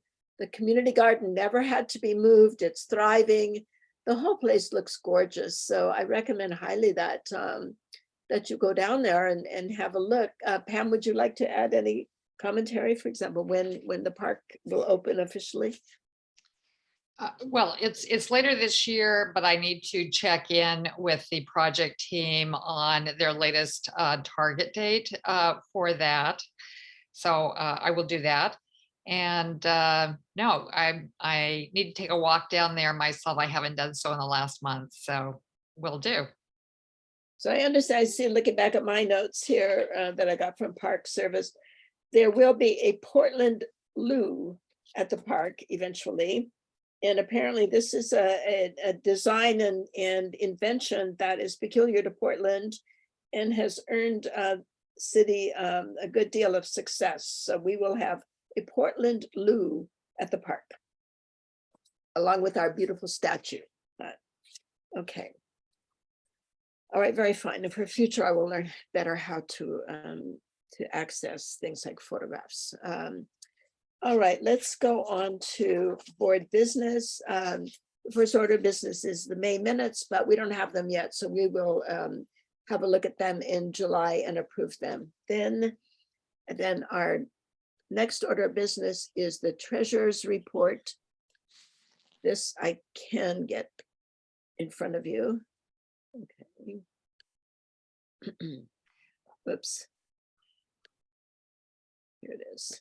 I beg your pardon. Okay. All right, Pam, would you like to go over the? Yeah, thank you, Stephanie. And I also sent this out to the board about a week ago, just highlighting now a few things. You'll see at the bottom, the forecasted balance as of April 30th was $6,804.80. That forecasted balance includes the net effect of expenses and income from our Spring Green e-cycling event. And that includes donations received at the event and later through QR code scans received through PayPal at Southeast Uplift. You'll see also at the very bottom, I've added a section. Stephanie, you had asked me about the status of our $500 communications grant from Southeast Uplift. So as a reminder, we received $500 in February and we need to use it or lose it by December 31st. We have a $224 remaining balance. And we were required to budget in 3 categories, and we just got a clarification from Southeast Uplift that we can move money around and across those 3 budget categories. So it truly is a remaining balance of $224 that we have to spend. So. Okay, that's good news, you know, and maybe we should have a look at those monthly mailings. I know that Derek would like to do that. So just have to get inserts for the brochures that he mails and stamps, but all right, we'll talk about that. Right, and so if there are no further questions, I move that we approve the treasurer's report for April 2023. Well, I will second that, and I went through all the addition and subtraction and it's perfect. So thank you, Pam. You're welcome. All right, so the motion has been moved and seconded. Do we have any commentary from anybody about our finances? Okay, well then let me get the vote then. Please say aye or nay. Casey? Yay. Aye. Aye, excuse me. Aye, Captain. I like the Okay. yay though. I like the yay. I mean, it's the same. It doesn't matter. It's Okay, Laura the Lee, same. Aye. Kim DeLeo, Aye. Gail. Yay! Now there are 2 of you. Oh no. Aye. Okay, Pam. Aye. And I am an aye, Stephanie. Okay, so the motion has been made, seconded, and carried. Thank you very much. All right. Okay, the next item, and as I said, we're moving them around a little bit, is I'm asking the board if it will please approve a proposed program of pop-up trash collections. Casey, could you briefly describe this and the connection with Lane Middle School? Right, so I guess what I've been cleaning up the neighborhood a little bit over the past year or so and told Stephanie about it, and here we are. because she makes stuff happen. And so we got together with another neighbor who has a daughter at Lane Middle School. And together we're just kind of developing, I guess, what could be possibly a pilot program or something for kids to volunteer and then maybe earn, volunteer hours that go then, in this case, I think Stephanie can disconfirm or confirm this, that there's a trip to Washington, DC Right. hanging in the balance here. And That's right. That's the AVID program. Kids are looking for civic volunteer hours, and then their parents and friends and so on put money into a cash fund for them that will pay the way to their trip. there in you go. 2024. Exactly. So, and who knows what this could lead to? I would love to see it go on and go further because, the community volunteer trash pickup concept is not new, obviously, but it feels like Portland could use a reintroduction to it. I don't know, just from my point of view. And we all need to do our part to keep the uplift clean because Right. nobody else is going to do it. So. Well, and describe the area that you would concentrate on with these kids. Oh, yes, and it would just be right, Lane Middle School, the BDCC, and which is conveniently located right there next to the school. And so that could just get a nice bonus cleanup. And then, of course, the park as well. And also the grounds across the street from there, where that is in front of all of those farms and gardens over there. Yeah. Okay, That so area as well could be cleaned if we got that far. Okay, very fine. That's the proposed program. The idea is to have a couple of cleanups in June. We need to collect volunteers, but I think the Lane Middle School parent, Chris Samples, and her daughter are pretty confident that they can collect other students who are willing to do this. And so I'd like to do two things. I'd like us to, I want the board to always approve every event that we either do ourselves. In this case, we're doing it ourselves in cooperation with a Lane Middle School parent, or that we help by supporting in some way. So in this case, I would like the board to do two things, please. To approve this experimental pop-up trash collection program, one, and then please approve a budget of $180 for grabbers, gloves, bags, hand sanitizers. Now, we may not spend that much because it looks as though the school can also provide grabbers. Right, that's what I'm understanding, yeah. Yeah, so we wouldn't need to spend money on that. So 180 would be an upper bound on that. So are there any questions before I make a motion? I have a question. Yes. So the students at Lane Middle School, do they sign up for this program? Or is it kind of like an after school thing? Or is it, because my child went to Lane Middle School and I don't remember there being anything like this offered, which is they would have signed up for instantly. But do they get school credit for it? They don't get school credit for it, as I understand. What they're going to get is they'll be putting in volunteer hours for this AVID program. And the AVID program is one part of it is dedicated to this trip to Washington, DC and New York in 2024. So when the kids put in civic volunteer hours, their friends and neighbors and family donate money on their behalf to a fund that will pay for them going to this trip. So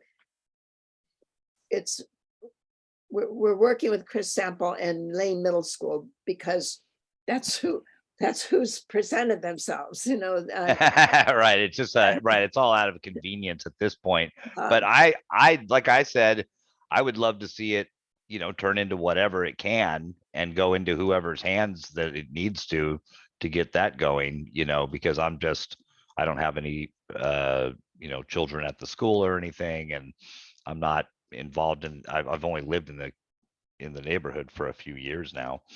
But I would love to see anything like this move into whatever direction it might it might go into. That's right. It's an experimental program and we're going to see how it goes. It's just over, we're just looking at some events over the summer, couple in June, and while school is out. I'll get to it in just a second, Pam. I see your hand raised, but let me just finish here that.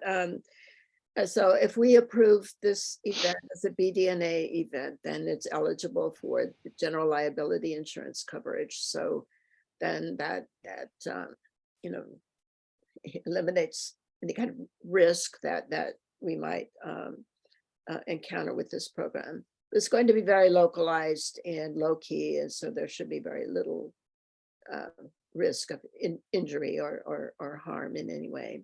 Okay, Pam, go ahead.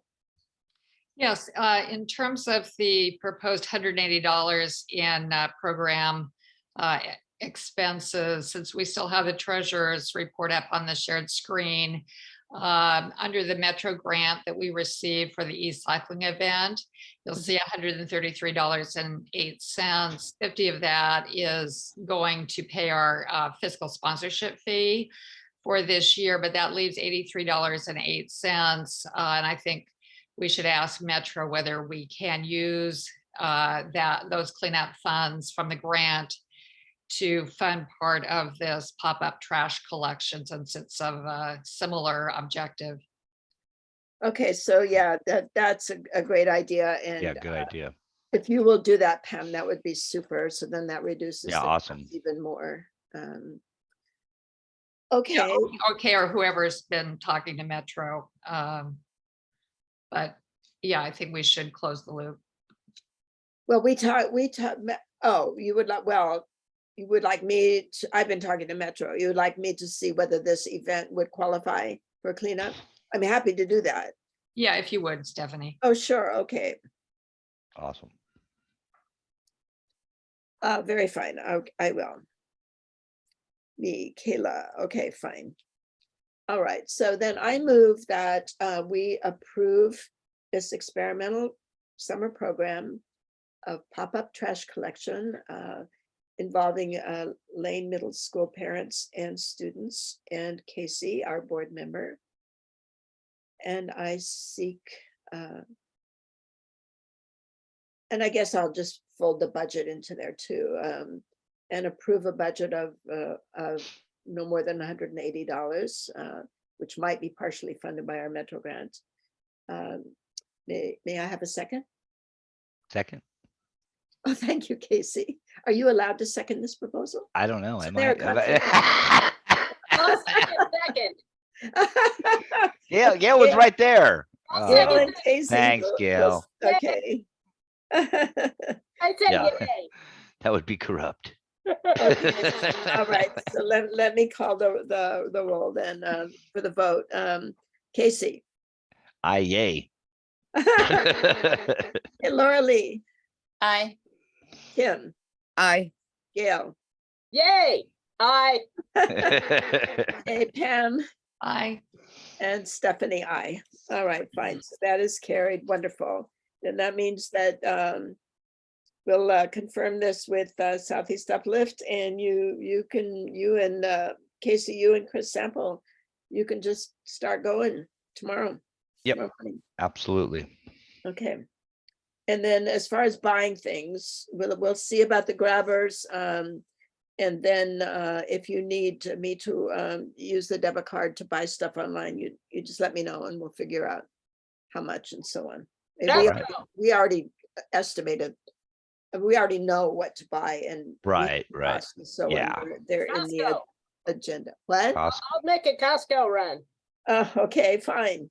We'll figure it out. Okay, great. All right. Well, thank you very much. I think this is Thanks, Gail.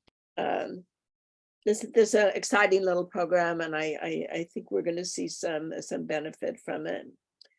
Okay, Well, so it'll be fun anyway. Yeah. it will be fun. Yeah. And thank you, Casey, for your willingness to head up this program and lead these kids on these. Any help I can get cleaning up the neighborhood. I'm obsessive compulsive. It's really just all for me.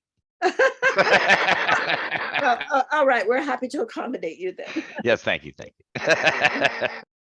Okay, so the next item, which I'm asking for board approval, is provision of liability insurance to Brentwood Darlington Neighborhood Artisan Market.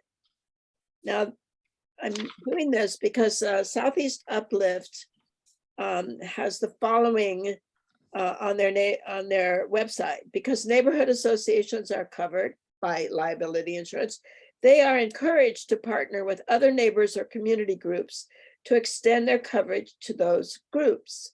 So having read that, I reached out to Matthew Williams, our liaison at Southeast Uplift, to ask him whether we might extend or be a conduit for liability insurance to the Brentwood Darlington Artisans Group. So I will show you what he had to say in a moment, but I'd like to introduce Emily Wright, who is coordinating this event. And Emily, would you please tell us what you're going to be doing, the street closure, the hours, the date, the artisans, and so on? Are you there? You were. Emily, are you there? We can't hear you. Yeah. Yeah. Oh, sorry, technical difficulties. 1 second. I need to figure out how to permanently unmute myself. Maybe. Can you guys hear me now? Yes. Yes. Yes. Can you hear me? Okay. Sorry. I am also I'm at Edgefield for my son's birthday party. So if there's chaos, that's why. So okay. So the market is just gonna be a neighborhood. I noticed there's a lot of artisans in the neighborhood, as you guys are probably well aware. And I thought it would be nice to do just like just a street market to have people, set up booths and be able to sell their things. And I was looking into it, and so I need to get a permit to close my block, which is Southeast 66 between Sherritt and Harney. And in order to get that permit, I need to, 1, be partnered with a nonprofit, and 2, I need to have insurance. And so I reached out to Stephanie because the Brentwood Darlington Neighborhood Association meets both of those criteria. So I think it'll be a lot of fun. Right now we have 35 different applicants who are interested in having a booth. And there's all kinds of different people. There's people who make clothes, who make soaps, who make candles, jewelry, leather work. There's a couple of kids who do arts and crafts who want to set up a booth. And I'm really, really excited about it. I think it's gonna be a lot of fun.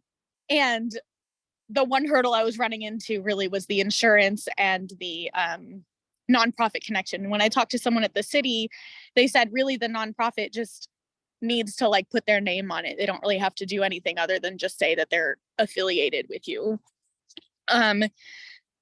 So that's kind of all I have to say about that. If anyone has any questions, I'm always happy to answer them. But I don't want to take up too much time either. So yeah, that's that.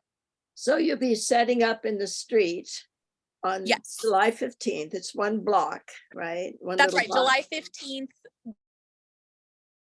block, and it would be from 11 to 4. And it's nice. I've talked to my neighbors and everyone is really excited about it. One of my neighbors is even going to have a booth, or has said that she would be interested in having a booth anyway. So yeah, I talked to everyone on that block who the parking would be affected by, and they were all very supportive.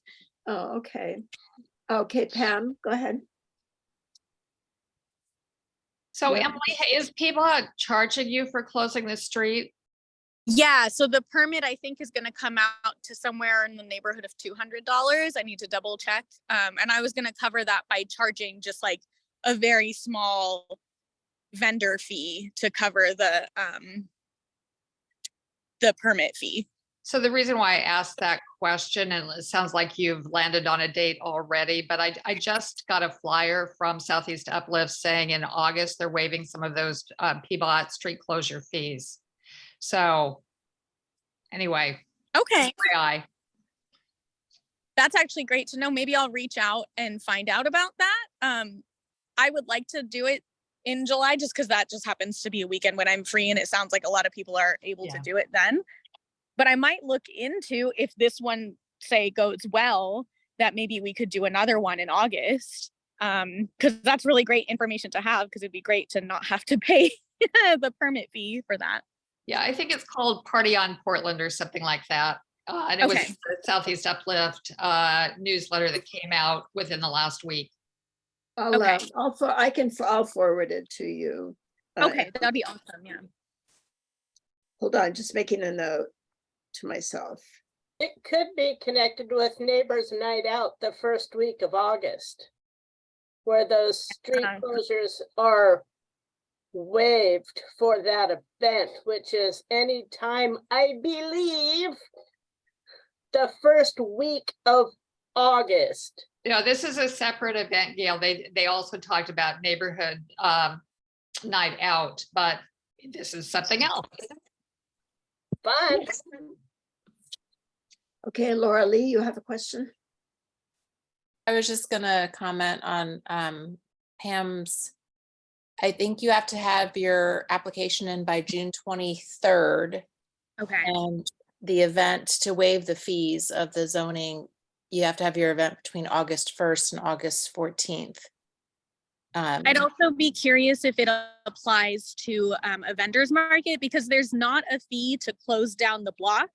But there is one if it's going to be a market. So if I wanted to have, say, a block party, it wouldn't cost me anything to get that permit. But since Right. we're having vendors, it costs money. So I don't know if that would be something to.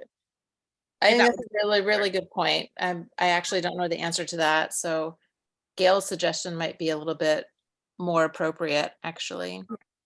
And if I'll you've look got into it though, either way, to see if that would be possible. That sounds great. If you have 35 vendors, they're not going to have to pay a very big fee to cover that. No, well, that's the thing. It's also, and I've also said that I want to make sure it's accessible too, because like I said, I want to, we've been talking about the neighborhood kids too, and I want them to be able to feel engaged with their community that way too. So I really don't want cost to be an issue. So if people need financial aid, like I want the fee to be small enough that if I need to cover it, I can, or that it shouldn't feel like an obstacle to join, Okay, very good. All right, Pam, your hand is still up. Did you have another query? I thought I put lower hand. Oh. Huh. So you need us to do something like Brentwood Darlington Neighborhood Association presents Yeah. vendor fair. Yeah, Okay. pretty much. I just need to put your logo on the flyer is what they said. I'm good with that. Yeah, it's not, Oh, I'll help you with that, but let me go into the bureaucracy now. Thank you very much, Emily, but don't go away. Okay, I'll stick around. I'm really ill prepared today. I'm so sorry. My phone is running low on batteries too. So if I disappear, that's why. Anyways, I'll stick around as long as my phone lets me. Thank you very much. Okay, I'm gonna share screen now so I can show you a couple of documents. Let's see. All right, hold on. Okay. Okay.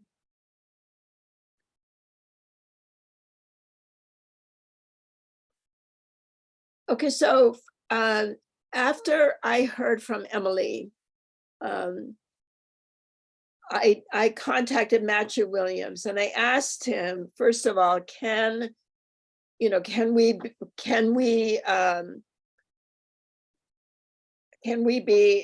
the nonprofit that PBOT wants an affiliation with, or I didn't say that right, but you get it. And he said yes, and he also said this event would be covered under the event liability insurance held by Southeast Uplift. And it says PBOT will want the insurance certificate with PBOT named as an additional insured on the certificate. So he gave us the form. He told us exactly what to put for the applicant name, which is Brentwood Darlington Neighborhood Association, fiscally sponsored by Southeast Uplift Neighborhood Program. That's the applicant name. And then on one of the sticky questions, we answer yes, and the rest are easy. Then we mail the completed form, and in this case, Emily is signing the form. She's the event organizer, but I'm going to sign it, the last page too, just informally to show that we are indeed connected with the Brentwood Darlington Artisans Group. She will email the completed form to the insurance company, and she will carbon copy Nancy Champlin, who's the executive director of Southeast Uplift, and she'll copy me too. The artists will need to thank us and Southeast Uplift both in all of their paperwork, and I mean all of their descriptions or flyers and so on, and any advertising they do. So Emily, are you there? Did you hear that? Well, she knows that, and so I will just tell her again. Okay, Pam, what? You raised your hand? Looking at what Machu wrote, the applicant is Brentwood Darlington Neighborhood Association. So if approved, we would be insured for this event. But then the additional insured is Peabody. So what is it? It's Brentwood Darlington Neighborhood Program. Okay, so what tells the underwriter the nature of the event that they are insuring, namely the artisan market? I mean, it just doesn't make sense to me from an underwriting standpoint. How Well, will they know what the risk is that they're insuring?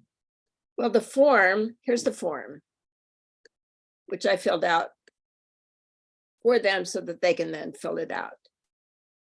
Applicant name, Brentwood Darlington Neighborhood Association, fiscally sponsored by Southeast Uplift Neighborhood Program. That's the program, is the Artisans Market. It's a neighborhood program. It's the Artisans Market. And then the form itself, right? Yes. And so then she will enter her address and her email address. She's the contact person, the effective date, the estimated gross revenue. It's a local collective, years of experience. Here she will describe the event. No, I think we're only seeing page 1, which is the email from Machu. Is there a page 2 that you're trying to show us? Oh, I beg your pardon. I am trying to show you another. And that's why I'm confused.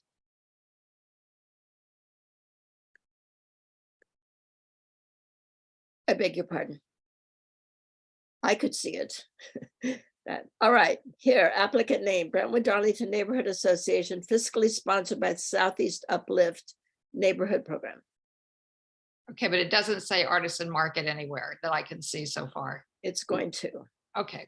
Describe event. And we have to say what Machu tells us to put here. He knows it's an artisan's market, but he told us. Machu does, but the underwriter doesn't. So under description of event, you're going to say artisan's market? Yes. I got it. Okay, then in the form, the insurance company starts asking details. Describe the market, number of attendees, number of volunteers, admission fees, any food sales and so on. Is alcohol being served? No. Name of the venue is a street address. Describe, and I asked her to describe the street address. The stretches between Sheridan and Harney. Seating capacity is not applicable. There are no grandstands. Number of exhibitors, she will say how many vendors there are. Who is providing security at the venue? It is not applicable. They'll borrow our first aid kit. Is the event limited? Excuse me, is name of the venue the address? Because below they say list the address of the venue. Aren't they looking for Artisans Market as the name of the venue? The venue is the place where the market is held. So then why do they have a separate line for address of venue? Because in this case, the venue is a street. Okay, it doesn't make sense to me, but all right. Well, it makes sense to me. It happens to be a street. We've named the street. We can't call it anything else. It's 66th Avenue between Sheridan and Harney. No, It doesn't have another name. It's the venue. It's not the event, it's the venue.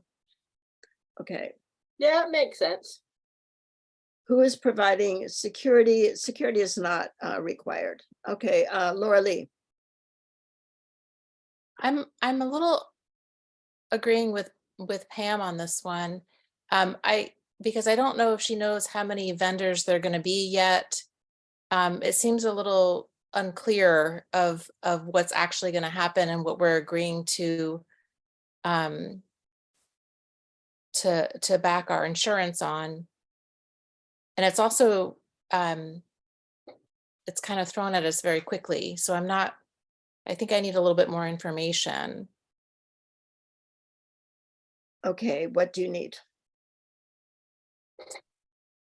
She thinks she's going to have about 35 vendors. She's going to be describing the event under question 2. 35 vendors is a lot of vendors for one block. Well, they'll have to fit them in.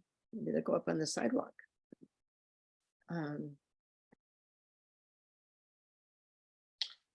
Well, isn't the applicant the one that signs the form, and the applicant is BDNA, not the Matthew said that either one of us could sign it, and I'm going to sign it. And I asked Emily to sign it. Oh, both of you. Okay, that makes a little bit more sense. Mm-hmm.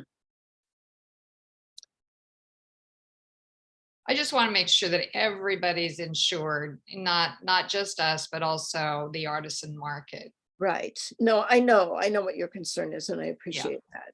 Okay. So we're going to go into more description. I'll come back to you, Laura Lee, in a second.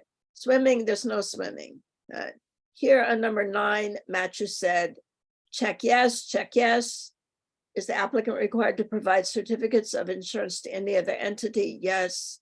If yes, are you required to name that entity as additional insured? Yes. And he told us to put in Portland Bureau of Transportation here. So we are additionally insuring PBOT. And we typically do that. We applied for a street closure ourselves 2 years ago in connection with the Socket Week bucket distribution. And then we, in the end, we didn't use that street closure. We didn't complete the application, but we had to make sure at that time that we insured Portland Bureau of Transportation, and I had to get a certificate of insurance at that time. So that's what's happening here. We're making sure that they're insured. Are any of the following present at the event? Okay, so the insurer wants to know whether there are any of this dangerous stuff going on. Food vendors, it's all no, except I don't know about food vendors. And I don't know if there's going to be any entertainment like inflatables, but probably I would say not. And unfortunately, Emily's phone is dead and she's not with us. So she can't tell us, but she will be answering those questions. Okay, so other comments. Okay, I've asked her to put the name of the organization here, Brentwood Darlington Neighborhood Artisan Market. And then also to put that support of the event was approved by the Brentwood Darlington Neighborhood Association on June 1st, 2023. That's if you approve it. You may not. But if we do, then that's what she will put under other comments. So that's where I put the name of the market, because I see a difference between a venue and a name of the person or institution that's using the venue. But if you like, I can put it, we can ask that that we add the name. I can ask her to add her name up here at name of venue. But then, the name of the venue is Where like it is. Where it is. It's like saying the BDCC and Century Green Recycling will be at the BDCC to collect electronics. So one is the venue and one is the user of the venue. Okay. And then there are just these various Fine print, fine print, fine print, fine print. right. Yeah. All right, so Matt just said Emily or another person could sign as the event organizer. So I told herself to assign a title, add the organization name. So for example, she should say event coordinator, Brentwood Darlington Neighborhood Artisan Market. Then I told her, actually, I told her to, not just if she wanted, I want her to scan and email this page and I will sign it as BDNA chair. Now, to go back up to the description, Laura Lee, what would you like to see here? I think it's fine. Are you okay Well, with it? No, I need to look over this a little bit longer than just this 5 minutes before I approve it. And this is for like next month, right? Yeah, that's right. It takes about a month to get the insurance certificate. Now, if you don't want to approve it tonight, then we could call a special meeting, say next week. And I could send these documents to you. That would make me feel more comfortable. I'm just one of 5 here tonight. I think Kim DeLeo just jumped off though, so I don't know if we have quorum anyway. I stayed on just in case, but I do have to go fairly soon. Okay. Well, are you willing to join a special meeting sometime next week? I have to give 7 days notice. So it would be next Thursday. I have band practice. Okay. Friday? Friday's good. Okay.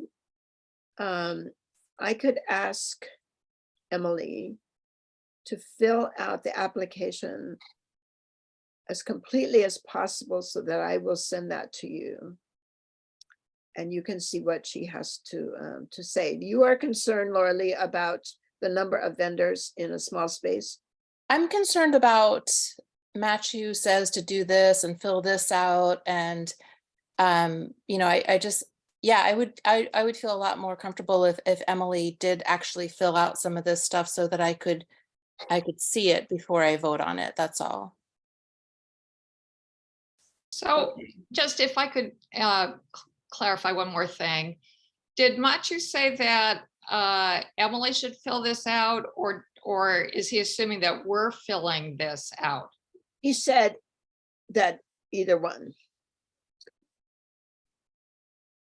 Okay, I think that was some of my confusion. I had assumed that we would be filling this out on behalf of the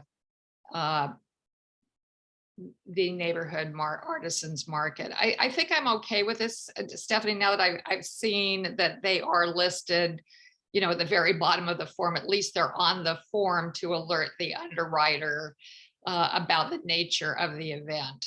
So I'm okay. Oh, okay, good. Well, no, I appreciate your close attention to this sort of thing, Pam. And I'm not trying to get anything illicit past you. I'm just using what I've gotten from Southeast Uplift. And but so is the general consensus though, we would like Emily to fill out this form and then we'll look at it. It would make me feel better, but you can go ahead and vote on it and I can just abstain. I mean, we've got 5 members and the majority would get the vote. It's just me in particular, I would prefer. But I don't want to stop the process just because I'm feeling a little uncomfortable. Okay, well, how do the rest of you feel? Do you feel that you could go ahead with this? Yes. I'm good. Okay. We're just sponsoring an artist event. We're not actually spending any money and we're not really responsible for it. They just need our name. And Yeah. Yeah, no, that's right. And the reason I'm enthusiastic about this is that Southeast Uplift on its own has said it will make liability insurance available to friends and partners and neighbors in the neighborhood. And for me, this offers us an opportunity to encourage residents in Bedouin Darlington to get together and do some special events on their own, so we really increase offerings to our residents at large, but we don't have to do the work except send them this form and tell them how to fill it out. We've done this before a couple of years ago when we closed the street corner of 70th and Ogden, and we painted a street mural. We filled out the same form. Oh, is that right? A street mural sponsored by Brentwood Darlington. Now it's faded. It's gone. I know, yeah, it's really sad. You can see little bits of the paint still there. Yeah. Well, all right. I'm going to propose that we approve this. This is first. This is our experimental.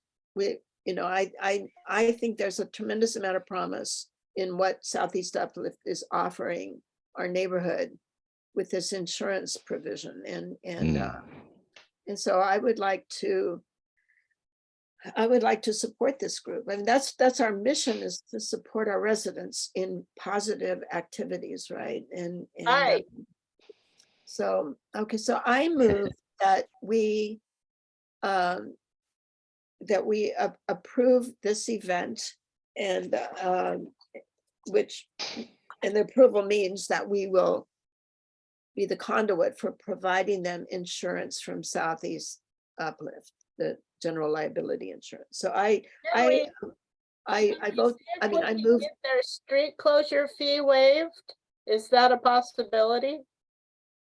I don't know. Well, that was another thing that she was talking about, is she wasn't sure how many vendors she was going to have. She wasn't sure how much the fee was going to be for the street closure, or if she was going to be able to come up with it. And I think that's what started making me feel a little uncomfortable about approving it. But I mean, these are all things that she can work around, I'm sure. But I just didn't have the facts yet. So the fee is $200 because she has vendors. If it were just a block party, then there would be no fee. So the fee is $200. If she has 35 applicants, it's like $6 or $7 a piece. Yeah, that's fine. But she also, it sounds as though she's willing to bear that cost just to make the market happen. But even if she has 10, that's $20 a piece. Over 10 vendors. I think it's a doable fee. It's not $1,000. It's not like movies in the park. Right. Yeah. That's very reasonable. Uh-huh. I used to be a vendor for years, and Oh, it's cheap. okay. Yep. All right, good. All right, well, I move that we approve providing liability insurance to this Brentwood Darlington Neighborhood Artisans Market. Well, can I have a second? Oh, a second. Second. You have to say second before you say yay. Okay, let me go down the roll. All right, Casey. Well, you know how I feel about it. Aye. All right, Laura Lee. Abstain. Okay, thank you. Kim. Aye. Gail. Aye. Pam. Aye. And Stephanie, aye. So yes, we do approve it then. Thank you.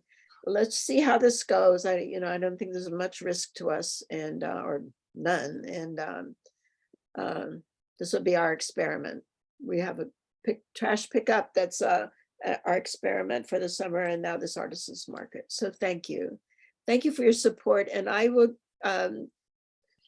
Laura Lee, even though the vote is now done and so on, I will make a point of getting good information to you and to all of us. I mean, as far as the final form, I'll share the copy with all of us. All right. And okay. All right. Well, that's done. All right. Thank you.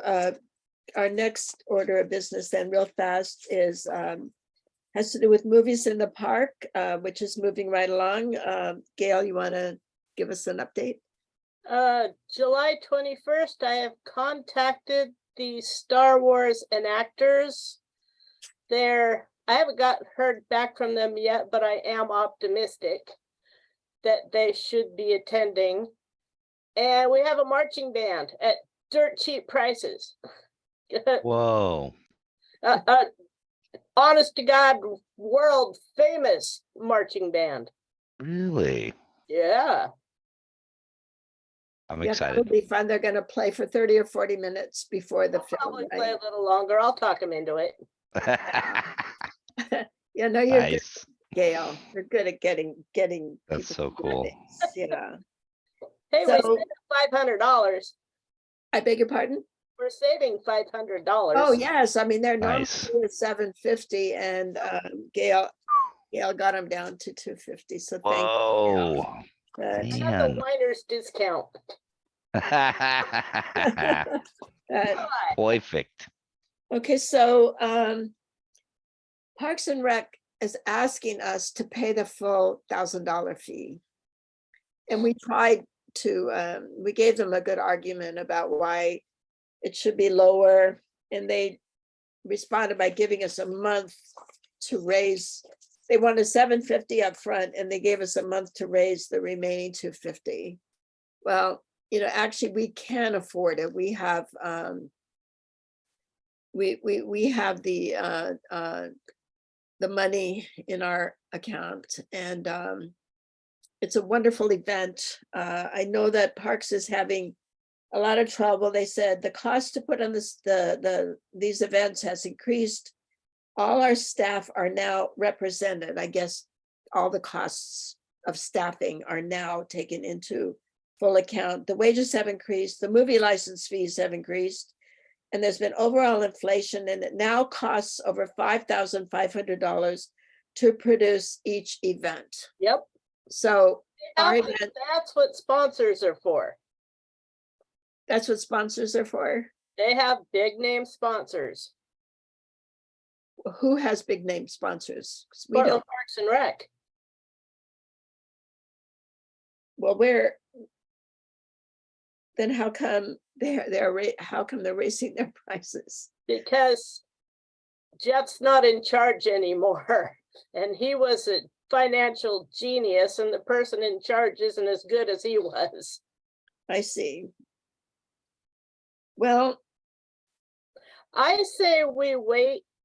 If they let us off the hook, fine. And if they insist on the payment, fine. okay, well, should we wait until July then to approve a budget? So we're looking at a possible budget of 1,425. 1,000 is the fee, 250 is for the marching band, 150 for some cartons of water, 120 cartons of water, and then $25 to buy paper to print a flyer on. So I can get that. I can get that. I can get that. No, I'm no, gonna I'm print gonna it.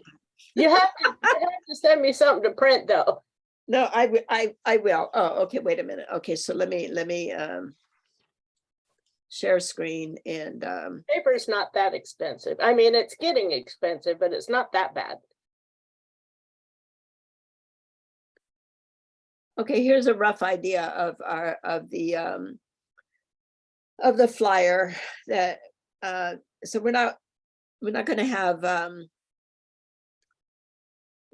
an insert in the B, but we thought we could if Gail could print it, we could buy the bright colored paper and take it around to all the convenience stores, and we could also probably get some lame kids to run it in their neighborhoods. Yeah. With their parents and leave one at you know every door and so on. We could if we printed 250, we could post those around the neighborhood, maybe put some on some telephone poles, and then we'll try to get our sandwich boards out as well. But this looks better when it's actually printed. It doesn't have these white spots on it. Right. And so this was what we're thinking of. This is what I was proposing. I like it. Oh, okay. Yeah, I put Yeah, super cool. the different image. Tina suggested a better image for it. I and, think you should make the square bigger. Yeah, this I one agree. up here. Yeah. This square, okay. Yeah, So Yeah. why don't we vote on this tonight and phrase it something like, approve a budget of up to $1,425 and ask Gail to continue to negotiate if she can get a better deal on the fee. there you go. Okay, that sounds wonderful. Thank you, Pam. All right. So we had already approved our the event. So yes, why don't we do what Pam says? So I so move. Oh, thank you. Second. All right. Okay. All right, let's I triple it. let's take the roll. All right, then. So we're approving up to 1,425. Casey, Aye. Laura Lee, Aye. Kim, Aye. Gail, Aye, Pam, yay. Stephanie. Aye. All right, so that's passed up to, thank you very much, Pam. That was good wording. That rescued us. All right, so up to. Oh, yeah. I love Okay, the way the BDNA logo looks too, by the way. Yeah, oh, good, okay. Yeah, no, I found our logo stash, so I'm able to I need that. Nice, our stash. and- okay, well, it's 9:01 and that means we're half an hour over, so why don't we say that the other matters that we are going to discuss, we are just going to have to leave to the next time. Meeting in person, BDNA event versus BDNA supported event, because now we have a good example with the Artisans Market. And the PTA Zoom, let's just leave all this for next time. Okay, Let me just say on the Zoom do thing it. real fast. I was suggesting maybe we share our Zoom riches with the other schools. The only reason I'm suggesting that is that when I became chair in October and I learned how to access our Zoom account, I saw that Woodmere School was also getting use of our account. And I just didn't pay any attention to it until recently. And then I thought, well, maybe the 3 schools would like to have that. But I don't know what the logistics are. Does somebody have to go and start the meeting for them each time? Because Okay. it comes from our Zoom. No one else can start the meeting as far as I know, but maybe you make them co-host. So There you go. let's talk about it next time, but I think it would end up being kind of a burden. it is summer. Let's Yeah. discuss it next time. Yes, Yeah. let's discuss it next time. All right. Do it. Thank you all. Thank you all for hanging in so long and Thanks, so late and for Stephanie. the good discussion. And we'll take this other stuff up next time. Thank you so much. Okay, take care. Thank you. Wonderful. Thanks for Stephanie. yaying, Gail. Bye. Bye. Bye-bye. Okay, good night, everyone. Stop recording.